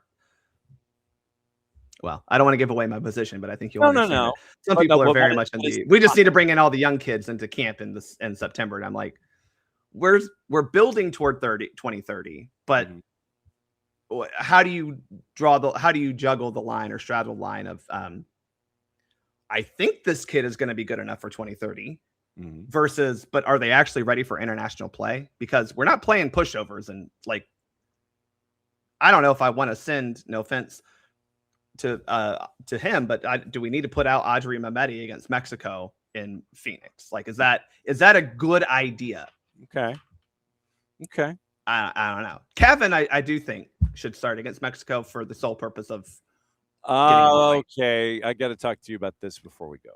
Oh, let's do it. We haven't talked. I have been waiting to talk about this particular instance because this was on Wednesday, right? Yeah, this was Messi and Friends and Philadelphia, and I'm glad that we. Hold on, John. Let me get a sip of coffee. Here we go. All right, so Bart's going to get caffeinated here. So the situation was, Quinn Sullivan is driving inside the 18 over by the far edge, and Yannick Bright upends him, and I think it was basically a glorified hip check. And so Yannick Bright, so he knocks him off his pins. So then Quinn Sullivan is on his butt, and his legs are in the air. Ian Frey does the Allen Iverson step over thing where you're trying to step over your opponent. In the middle of it, Quinn Sullivan decides, you know what, I'm taking umbrage with this, and decides to spear Ian Frey, and then all hell breaks loose. And of course, and this was what we got into the day after. One of the first people that you see in a Philadelphia Union uniform come over is young Cavan. And Cavan wants a piece of anybody and everybody because no one messes with my older brother. Understandable. And under normal circumstances, playground. Yeah, I get it. And here, that's the Philadelphia Union Police, by the way. So Cavan comes into the mix, lays his hands on Yannick Bright, basically like punch, shove, and whatever. And I think Yannick Bright tried to face wash as a part of the whole thing. And as a part of all of this coming together, they got really nasty. And you end up with a red card for young Cavan that is wiped off the books. And it was very Jordan Rules-esque that you have the 16-year-old get a wipeout of a red card. Please proceed. I'm trying to bring up another topic that I want to talk about with you, John, because I forgot to send this to you over the weekend. But do I think Cavan deserved a red card in the moment? Probably not. I think Yannick Bright very clearly throws a punch, like very clearly, which, people are like, why are you throwing a punch at a 16-year-old? Brother, you're not thinking about that. No, the homeboy is on the field. Like that we ain't thinking about how old this kid is as he's coming at me like that. I'm sorry. You're just not like you're not thinking about that. Yeah. But I think Bright deserved a red card for sure. I think everyone else involved probably deserved just a yellow card. Okay. But I don't think Cavan's red card was necessarily to the mistake of rescinding it. Let's just put it that way. Yeah. I don't think he deserved a red card, but I also see why he was given a red card. Does that make sense? Yeah, because he was mixing it up after. I mean, you called it a shove punch type thing, and I don't disagree. It wasn't like he fully closed fist or even open hand tried to swipe at Yannick Bright's response was worse, but nevertheless, you responded in that way, in that scrum, and you 100% accelerated the action instead of leaving it alone and perhaps diffusing the situation. I think that Kevin's presence elevated the emotion in that group, and it could have gone sideways. And this isn't the first time that he has done something like this year. I'm not denying that Kevin Sullivan is massively talented, but there are times where he has to learn as he is getting older to cool it. You know, he needs to talk to Trinity Rodman about this. And I mean that sincerely, because Trent has talked about this. I don't know if you remember, John, after the Brazil. Oh my God. Okay, I'm using this word very lightly. Sure. Friendly. Yeah. Where we had, I don't know, 20 yellow cards given out between two matches and multiple red cards. Yes. Trent posted a joke saying like, and I wasn't one of them. Mm-hmm. And while that was somewhat of a joke, she did talk about, I forget whose podcast it was. I want to say it was with Kylie Kelsey. Mm-hmm. Talked about the need for her and what her coaches, both at DC and then also Emma on the U.S. national team, have told her about, like, you have a personality of being a little bit of an antagonist, of a pest, of an instigator, right? And that's good. That works for her because it kind of puts a chip on her shoulder and it makes her want to perform it. Like that's one thing, but knowing where that line is. And I think Kevin at 16, which 16, who amongst us hasn't been a little bit of a hot head at 16? Yeah. A poop head, please. Needed, I think she learned or talked about how she needed to learn how to control herself and be in control of herself. Yeah. Because you can do these things that pester other teams, right? Look at Argentina during the World Cup. Unfortunately, got to a point in the final when things weren't going their way that they started getting bothered by the things they were also doing. That it got out of the control of the locus of control, moved from inside of them to the game as a whole. And Trent talked about how she just had to understand what boundaries are, because you got to be on the field. And in these big international tournaments, like, a World Cup that's coming up next summer, I mean, there are way more strict yellow card accumulation rules. And if you get 2 in the group stage and you're out for the third group stage game, or if you get 2 during the group stage and maybe 1 and 3, and then you're out for the round of 16, well, that hurts your team, right? And you don't want silly things like this to hurt yourself and your team in a big tournament. So Kevin needs to learn that. I 100% agree, which is why, again, I'm saying I don't think he deserved to have the red card rescinded. Like, was it a fully red card in the moment? Probably not. But we're also looking at this, not the referee right there trying to break up and stop what could be a potential foul or potential, like, real mass confrontation. So again, we're trying to be fair here. And if you're going to give Yannick Bright a red card, it's not fair to not give Kevin anything. But if you're going to give him a red card, it kind of feels fair to give Kevin a red card at the same time too. Does that make sense? Yeah, because it's equal action, and therefore you have to distribute equally. Yeah. Just throwing a punch is a red card. I agree with that. Yeah. There are other red card offenses for violent conduct that are not necessarily just throwing a punch. You know, I mean, violent conduct is a lot of things. We have some laid out in IFAB in the laws of the game, but like the red card is violent conduct. We have examples. Yeah. Spitting, punching, kicking with excessive force, but like, violent conduct isn't necessarily just all of those 3 things. There are other things that violent conduct can be. So I don't know. I thought it was funny that he got the red card for not throwing a punch, but I'm going, well, you kind of that you undeserved. you escalated the situation by charging the pile and interacting, even though Yannick Bright did answer in the manner that he did. And then, later in the match, Messi gets a yellow card for the other team because he hits them. So, great for them. Yeah. Oh, yeah, that's where we are. One more thing I wanted to talk about, John, and I'm really sorry. I should have said this to you beforehand. No, it's all good. We had in the championship a goal scored by a game-winning goal, I think, scored by West Bromwich Albion against Norwich City with the hand. Oh, did you see this? No, I did not. Okay. No, I did not. Hang on. So let me go on the Twitters here. Hang on. West Brom Norwich. How it scored is not important. It's very clearly scored with the hand when you look at it from replay. But the referees, because we do not have video assistant referees in the VAR review process in the championship, referees didn't see it, and therefore goal stands. It has since been adjudged by the disciplinary committee of the EFL, I guess, a championship or the EFL, the FA, all I don't know. You know what I'm saying? Yeah. That player is now suspended for deceiving the referees. Successful deception of match officials. Auna Hegebo 2-game suspension. I despise this. One, it's very British of them because they're just obviously very scarred from a certain World Cup where they lost because they weren't very talented and another team was more talented than they were. Yeah.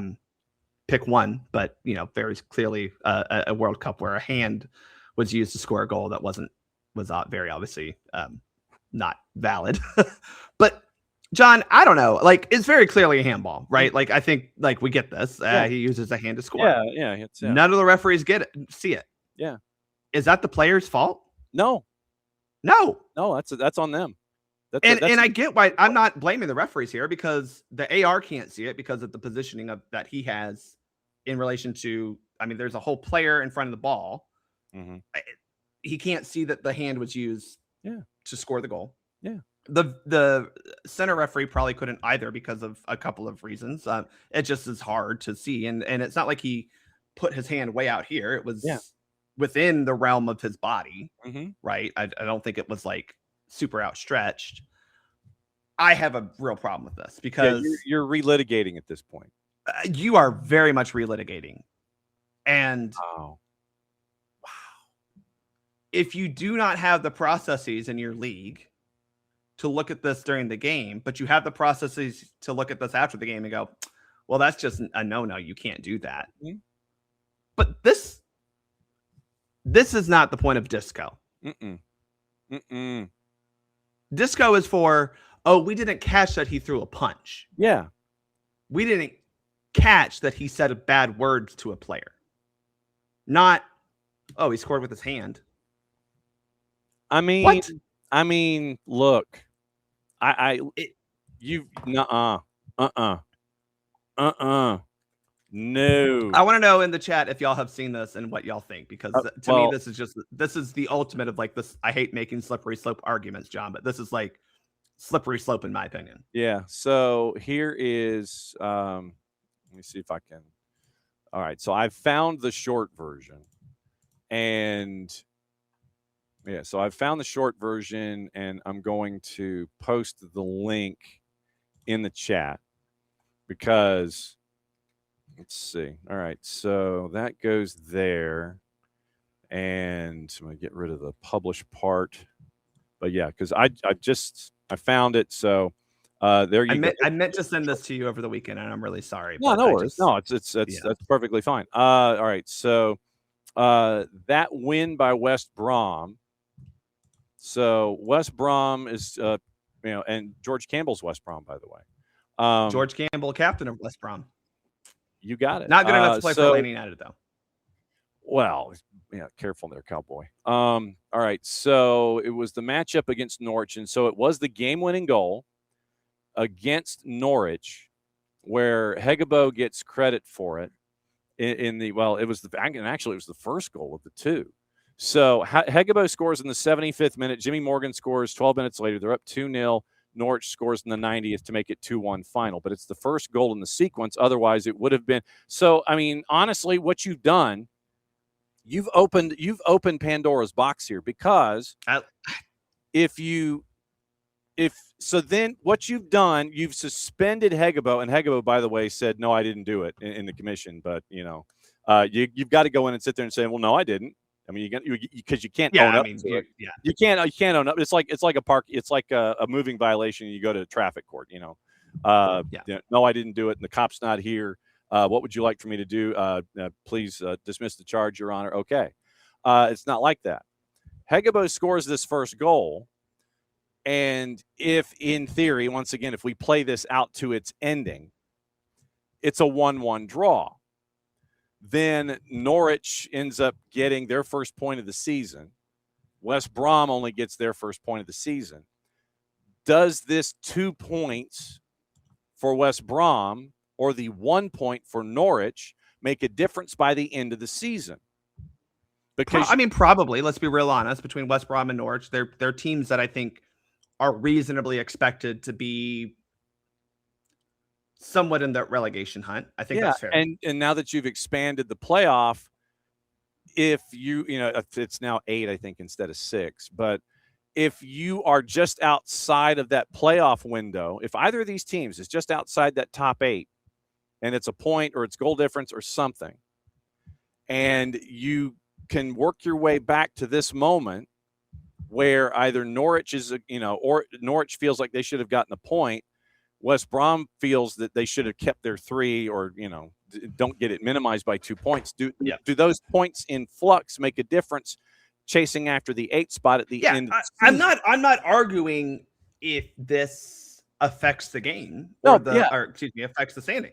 But what this does though, what this does is open that door to and go, well, we can't replay the game from the 75th minute. What if someone scores from an offside position? Is that not intentionally deceiving a match referee? Mm-hmm. You get what I'm saying. Mm-hmm. The referee didn't catch it.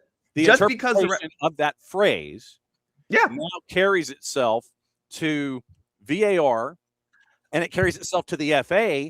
There was a goal scored in League One, I think, this weekend. Jamal Chare goal, where the player intentionally grabbed some water after missing a shot. Goalkeeper has it. Mm-hmm. It's a little bit later in the game, I think, so he's kind of wasting time. Puts the ball down, and the player comes from back off. Is that not deception? It's not like against the rules of the game, the deception, right? But what are we talking about? If you ain't cheating, you ain't trying. True. Who amongst us hasn't put their spoiler up a little bit higher than they should? But maybe that's the I'm not a NASCAR fan, but I grew up too much with it to not. You know what I mean? But what the FA has done here. This is an insane precedent, John. Insane. And to me, wholly without the outside of the scope of what disciplinary committees are meant to do. Yeah, and like I said, you can't play the game over from the 75th minute. You can't do that, because that's when this happened, and it was the first goal of the match in a 2-1 win by the team that scored first. I mean, literally, you have created such a headache that now everyone since you've set this precedent, now everyone in the EFL, if you have a moment like this, they're going to sit there and scream and want it to be relitigated again. It's like, well, no, this happened, and this shouldn't have happened. What if, John, we have an incident later in the season? This is so dumb. In which a player off a corner kick heads the ball toward goal. Mm-hmm. That hits their forearm and then goes in. But neither the referee nor the assistant referee can see that, right? In the laws of the game, that is not allowed, right? You cannot have a ball go directly from your arm, no matter how intentional, into the goal. We all, we know that, right? Mm-hmm. Mm-hmm. So where is the line between intentionally deceiving match officials? I mean, this is bad. This is I don't like it. This is, what are you doing? I mean, the FA obviously wanted to stick its nose into it, but what are you doing here?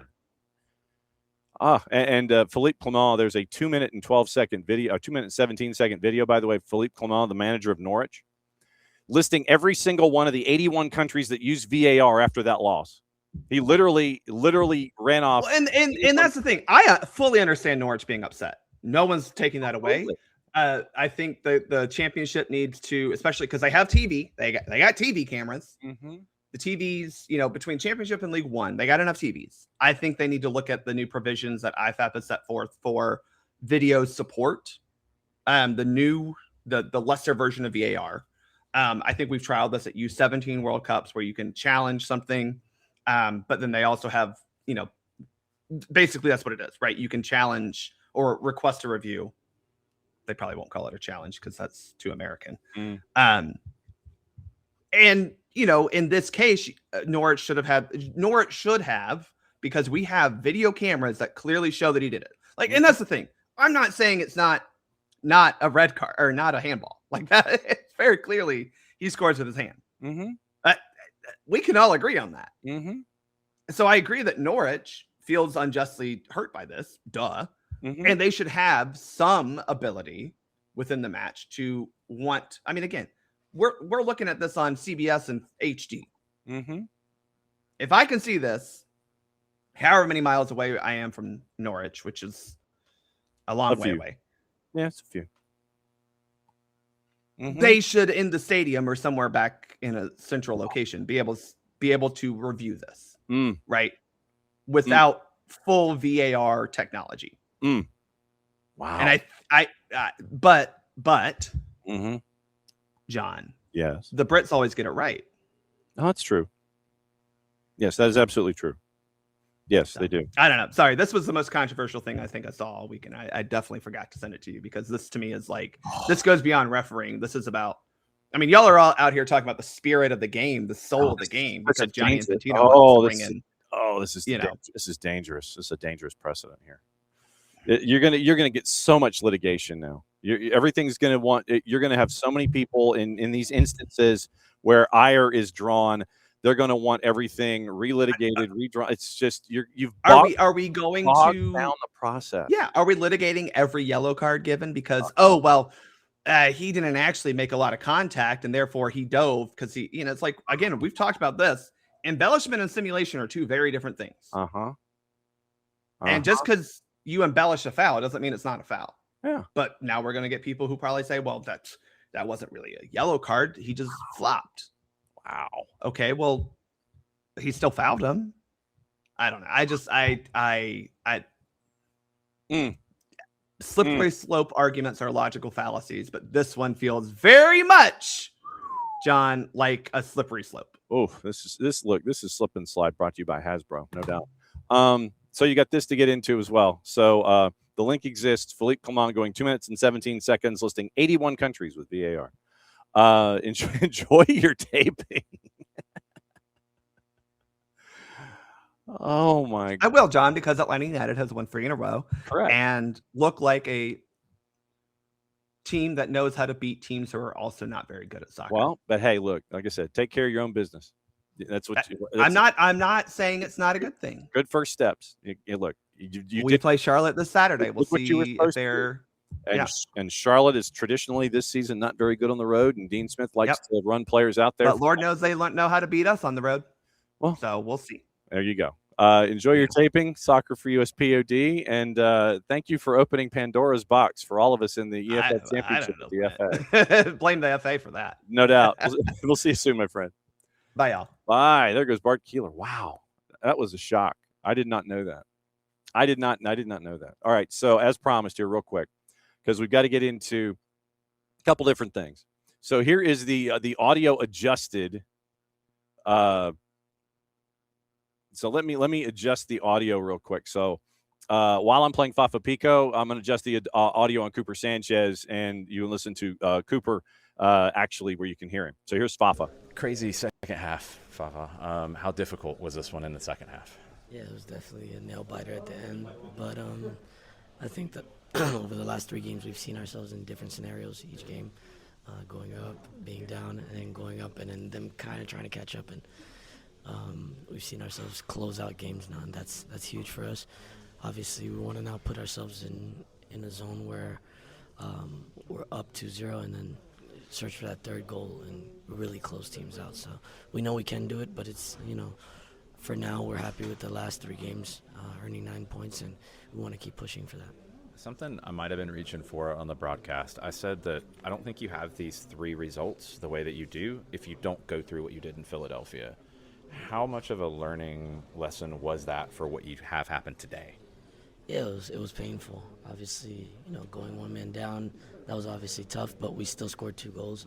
And regardless, there's no excuse. After you go up 2 goals, you need to find a way to close out games. And that's simply a mentality thing and a psychological thing. So I think now that we are closing it down, we're realizing that we can believe in ourselves. And I think everybody's kind of just bought in, and we know now that we can do that. With the attack, especially with the play out wide, it seems like the more you guys get Elias as well as Tomas involved, things really start to click. How important have they been, especially in stretching and getting more options in the attack? Yeah, obviously we want to get them as involved as possible, especially with how narrow we can be sometimes. And then a lot of times I'd naturally like to go wide, but if those guys are high and wide, I try to be in the box and be an end result for them. But it's very important for us that they get up and down. We know it's a lot of work for them, so we try to help them out defensively so that it's not as strenuous on them. But at the end of the day, that's what we're all here to do this together, defensively, offensively. So as high as they can get and as much as we need to drop in and help them, we're going to do it. Take the midweek off, and we'll see you Saturday. Let's go. And Fafa Picault in dire need of some traditional medicinal stroke coat tea. Okay, here's Cooper Sanchez fixed. Fix the audio on Cooper. All right. Big win at home, Cooper. Just talk me a little bit about how difficult that second half was. Yeah, obviously it's tough. I think 2-0 and, football in general, as it's known, is the hardest lead to, keep. Obviously they get a goal, but I thought we stuck it out and ultimately got the 3 points, and that's the goal. So this week, it feels like the confidence of this team is flying high right now. Just looking at the types of passes that you and Adrian and Tristan are attempting, it feels like there's just more confidence in the group. Are you guys feeling that in training and in games? Yeah, obviously that comes with, the wins, but also just the coaching staff and the players around us putting trust in us in our abilities to do that, to get them the ball and to get them in, goal-scoring opportunities, because that's where they're best at, like guys like Miggy and Alexi and Fafa. So that's where we want to get them. How has Adrian helped in the midfield? A lot. No, it's been great playing with him. He does a lot of dirty work as well as I do, so it's good to have someone with me doing that. I think all 3 of us in midfield do that, and that's why we're ultimately pulling wins together. With the offense also clicking, it feels like, especially with the way the team played in the first and a little bit in the second too, playing with that confidence, how important has it been to get those goals going to help the team going forward? Yeah, I think it's really important to get the goals early. Obviously, the last couple of games we've gotten scored on early against Red Bulls in the first 5 minutes, and that was a different type of game to come back and win that 1-1. But to get goals early and kind of see out the result like we did today was a great thing for the team and the club in general. And big signing today. You get the opportunity for Brill to be introduced to the fans. Did you guys get a chance to chat? Yeah, a little bit. We all said hi to him in the locker room today, so he looks like a great guy, and yeah, it would be a great addition to the squad. All right, we're waiting on the P1 visa and the approval of the international transfer certificate with Brel Embolo, and we'll see when he's able to slot in. Obviously, we're still waiting on Mauro as well and his P1 visa. So 2 additions looking like they're getting pretty close for Atlanta United. Tomorrow, obviously, we'll get into the 2s. We'll see what part of the planet Casey White is on, and we will catch up with her about college. We'll catch up with her about pro. And tonight, something to keep an eye on, Tuskegee has a home game, and we will be keeping an eye on that, and we'll see if we can effort some coaches now that things are continuing to move forward with Tuskegee in their first season when it comes to their soccer programs. So let's see. So today, where is it? I thought it was today. 24th. Yes, Faulkner at 5:30 Central Time. So that is today. Trying to see if I can find the schedule. Where's my schedule? I can get a harumph out of you. Okay, so It is today on the schedule. So men's soccer, after what happened with AUM, it is at Tuskegee, 6:30 Eastern time against Faulkner tonight, and we will hopefully we're going to effort some coaches, and we'll see if we can catch up with our friends from Tuskegee on a fairly regular basis and find out about what it's like here in season number 1 for the Tuskegee program as they are launching their soccer program in collegiate athletics. Okay. All right. So Atlanta United 2 coverage will be tomorrow. Before we get into gossip, rumor, and innuendo, what to watch, where to watch it, how to watch it, here's your college mashup, your Monday college mashup. And it is 1, 2, 3, 4 matchups that happened on Sunday, all in one place, courtesy of our friends at ESPN Plus. Once again, can't thank them enough for helping us out with everything that has to do with college. And, of course, I don't load that in either? Goodness gracious, John. It's like you do things, and then it's like all of a sudden you're not hitting the right buttons, and it's like they're not showing up in the rundown. Or maybe they just don't show up in the rundown and they disappear. All right, here's your college mashup from Sunday. Once again, courtesy of our friends at ESPN Plus. You're going to hear Mercer and UNF, Milwaukee and Georgia. Familiar voice on the play-by-play for that one. Georgia Southern, UNC Wilmington, South Carolina State, and Mercer. Here we go. Nezianya scores. A dream start for Mercer on the road. First career goal for Chris Nezianya. Wow, this has really changed things now for North Florida. A man down, a goal down. Not a good spot to be in. By the Panthers, Towns collects it. Sent back through Hamano. Hamano with the right foot sends it in. Hamano! Continuing what she started Thursday, finds the opening goal for the Georgia Bulldogs, 1-0, and it's Hanuka Hamano, the senior, gets it done early. On the right side into the 18, Georgia sends in the cross, loose ball into the back of the net. Maya Wolford comes into the match, is able to collect on a loose ball in the 18, slots it home, finds the second goal for the Georgia Bulldogs. Pulls it back, Manuel. On the right, sends back in the cross, skips through. Pedersen off of the post, sends it back in. Wolford looks for the second. Pedersen's ball is off of the post, but falls right to the feet of Maya Wolford, and she slots it home. Her second in the afternoon. Third goal for the Georgia Bulldogs. They take the 3-0 lead over the Milwaukee Panthers. Wilson scores! Kendall Wilson, top left corner of the box, and Georgia Southern with a 1-0 lead. Forces the foul, so now Mercer still stays in control. Long shot on and in! Mercer on the board with a bomb for the Bears.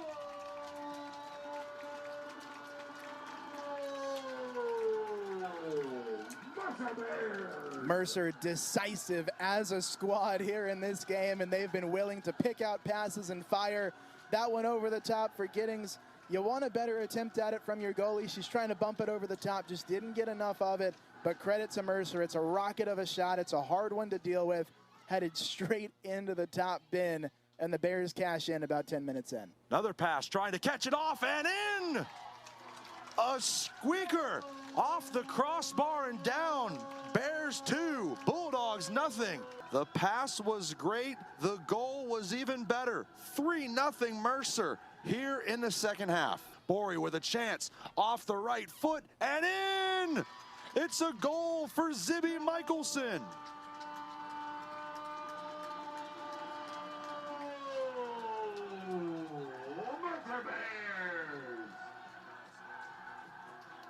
The pass was great. The goal was even better.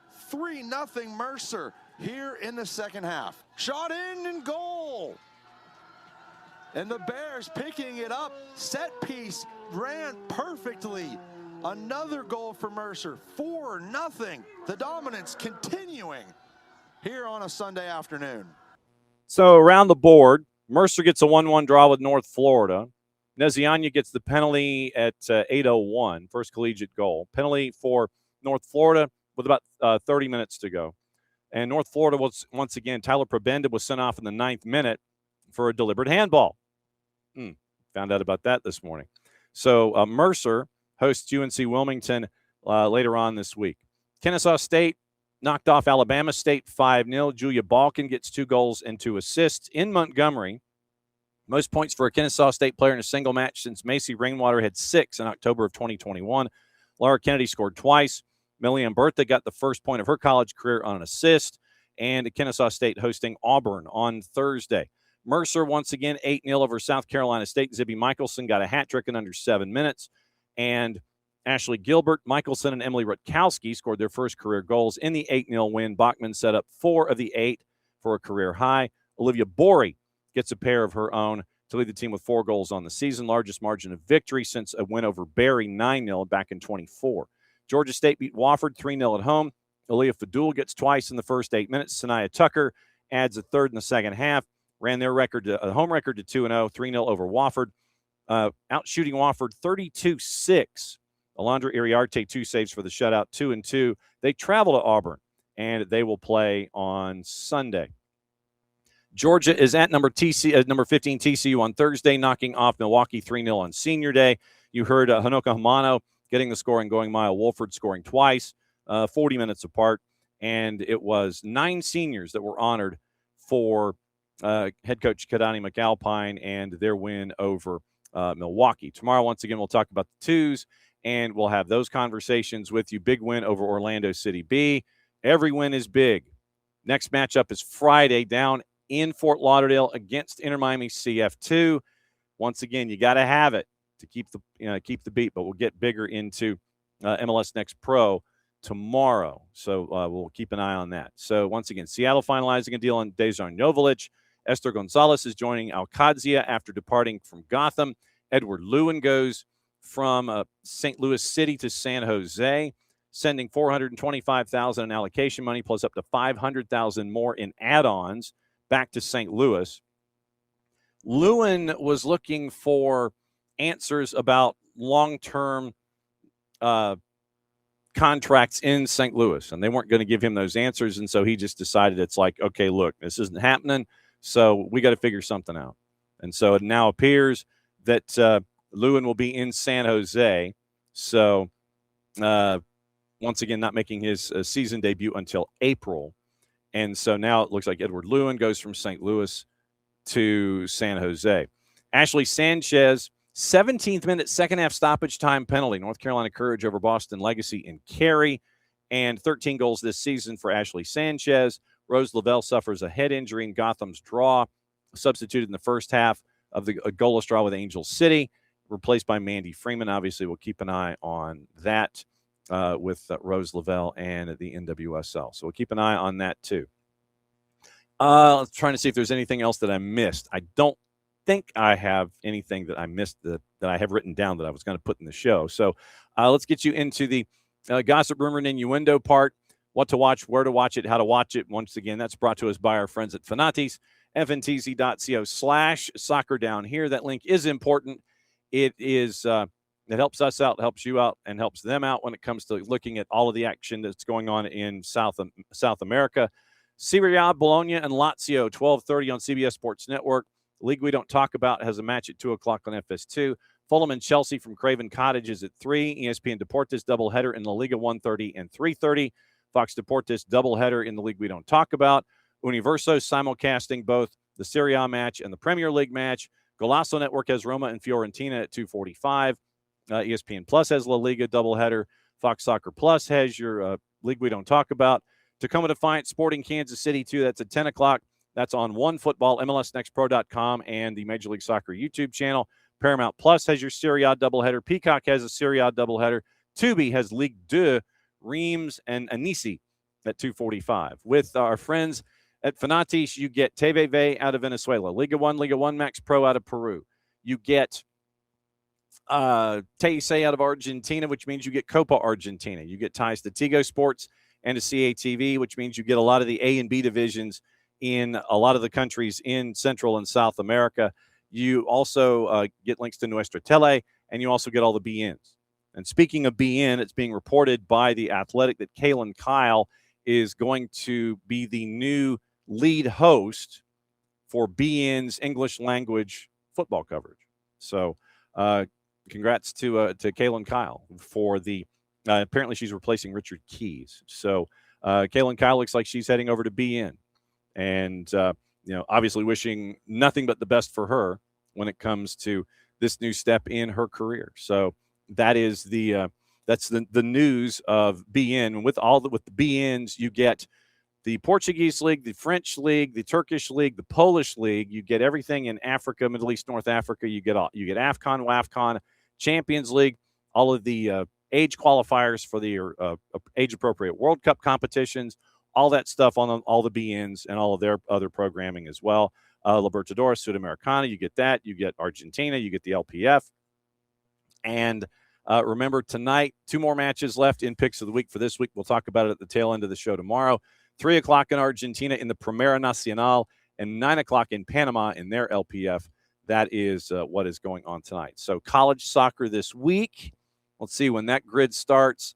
And they have yet to adjust it to this week's worth of programming. They have a lot of stuff going on the 23rd and 24th. I am literally scrolling down all the way to the bottom of the page. They do not have the updated look as to what the college schedule is going to be. But once again, what to watch, where to watch it, how to watch it by our friends at Fanati's, fntz.co/soccer down here. Now, getting you into the gossip, rumor, and innuendo part of a couple of weeks left in the window, and we'll see where folks are aiming as they are moving their way forward. So let me see if there's anything that I missed. The time of the twos on Friday.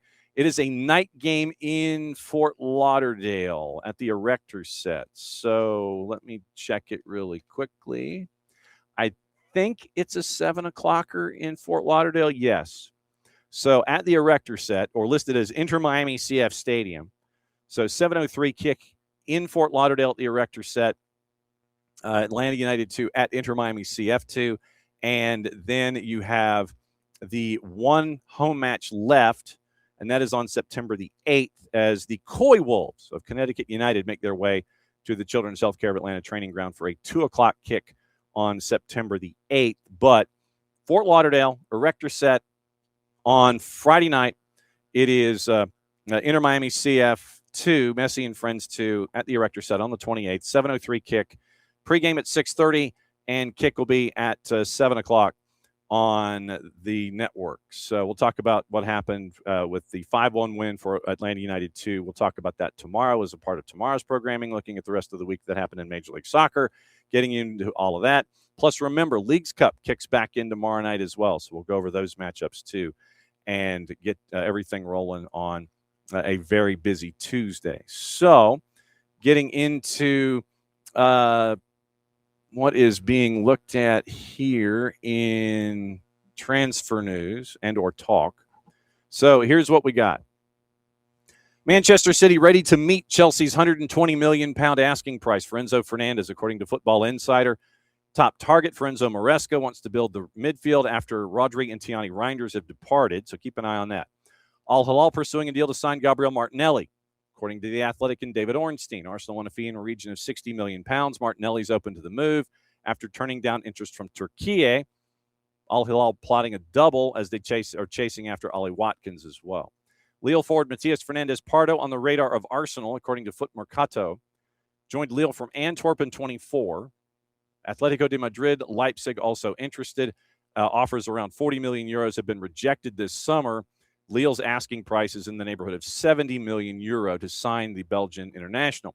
Newcastle making big progress in their pursuit of Nico Gonzalez, £50 million, according to Fabrizio Romano. Club-to-club agreement almost in place. Talks ongoing with his reps. Joined Manchester City in January 25 for around £50 million from Porto, 36 times in the Premier League under contract through June of 29. Villa still in negotiations with Southampton over a deal for defender Taylor Harwood-Bellis, according to Sky Germany. Southampton rejected a latest offer worth £20 million plus $4 million in add-ons. Growing confidence, the clubs are moving closer to an agreement. Villa targeting a replacement for Ezri Konsa, who joined Arsenal for $51 million. United also monitoring Alejandro Balda's situation at Barcelona ahead of a potential move before the deadline. They're in the market for a new left back, inquired about Lewis Hall earlier in the summer. Club sources are playing down the chances of securing Balda. Barcelona have been made aware of their interest. Arsenal ready to make a move for Julian Alvarez in the final week of the window. If they get encouragement from either the striker or Atletico de Madrid that a deal can be done. Christopher Nkunku on the verge of a return to Leipzig on loan from AC Milan.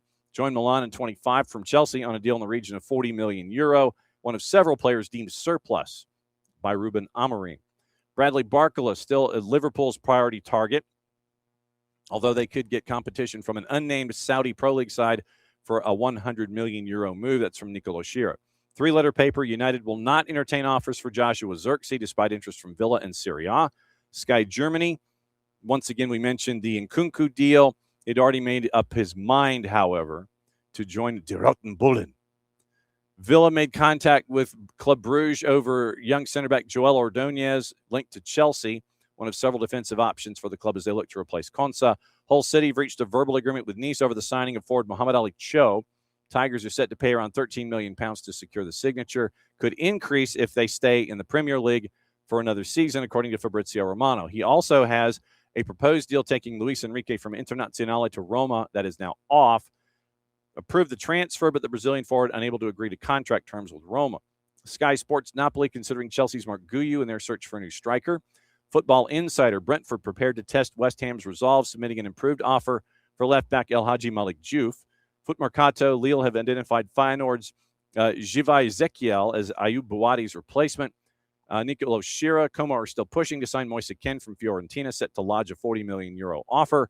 Verbal agreement in place, according to Matteo Moretto, for Bayern Munich winger Brian Zaragoza to join Espanyol.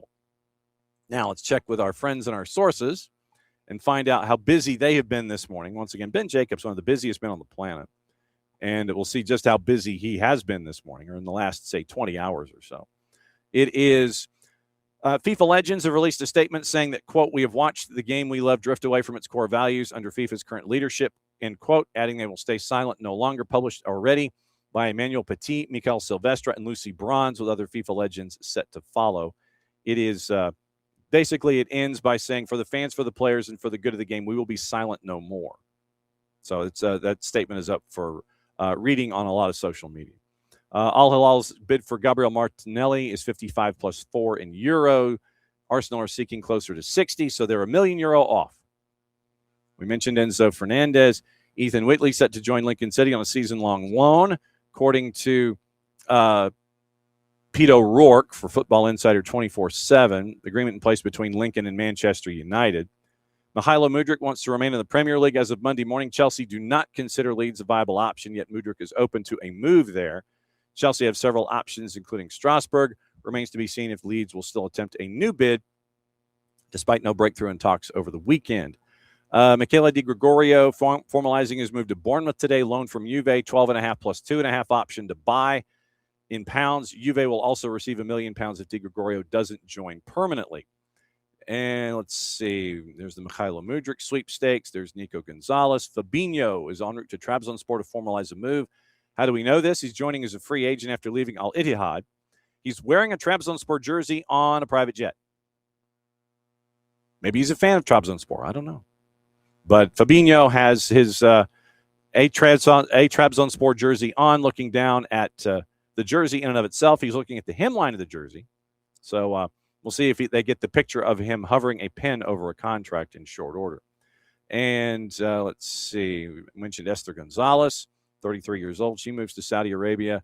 And I believe that's it from Ben. Let's see if there's anything from Tommy Scoops. Say if there's anything involving any other moves. Let's see. So there's the Dejan Joveljic move. Nothing there.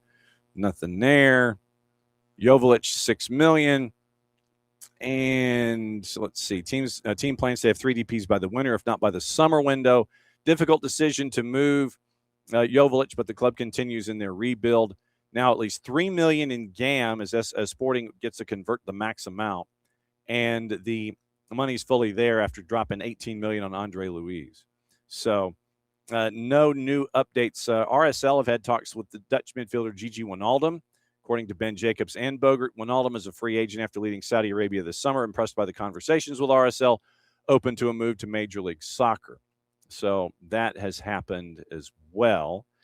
And I think that's it. I think we're caught up for the day.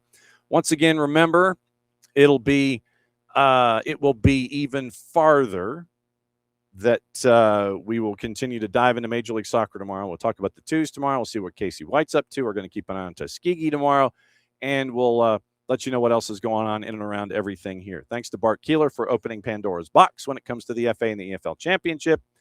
And as always, it's great to catch up with Abe after a 2-1 win for Atlanta United on the weekend. Charlotte coming to town. Obviously, we'll have Opelagic coming up later on in the week, and we will track down what's going on in and around the planet and catch up with you every single day here on SDH AM, Monday through Friday, kicking off about 9:05 a.m. Eastern time. So for everybody here, thanks for dropping in, as you always do.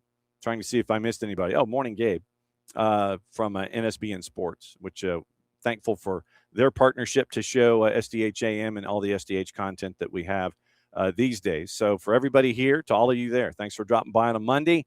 Reaction Monday, as always, very, very cool to catch up with each and every one of you. Back at it again, 9:05 a.m. Eastern time. Since it's the end of the show, that means one thing. It means we get to do this, which applaud to y'all, and we will catch up with you around the corner. From the Kaiser Permanente studios, it's another go-round of SDH AM. We'll see you later.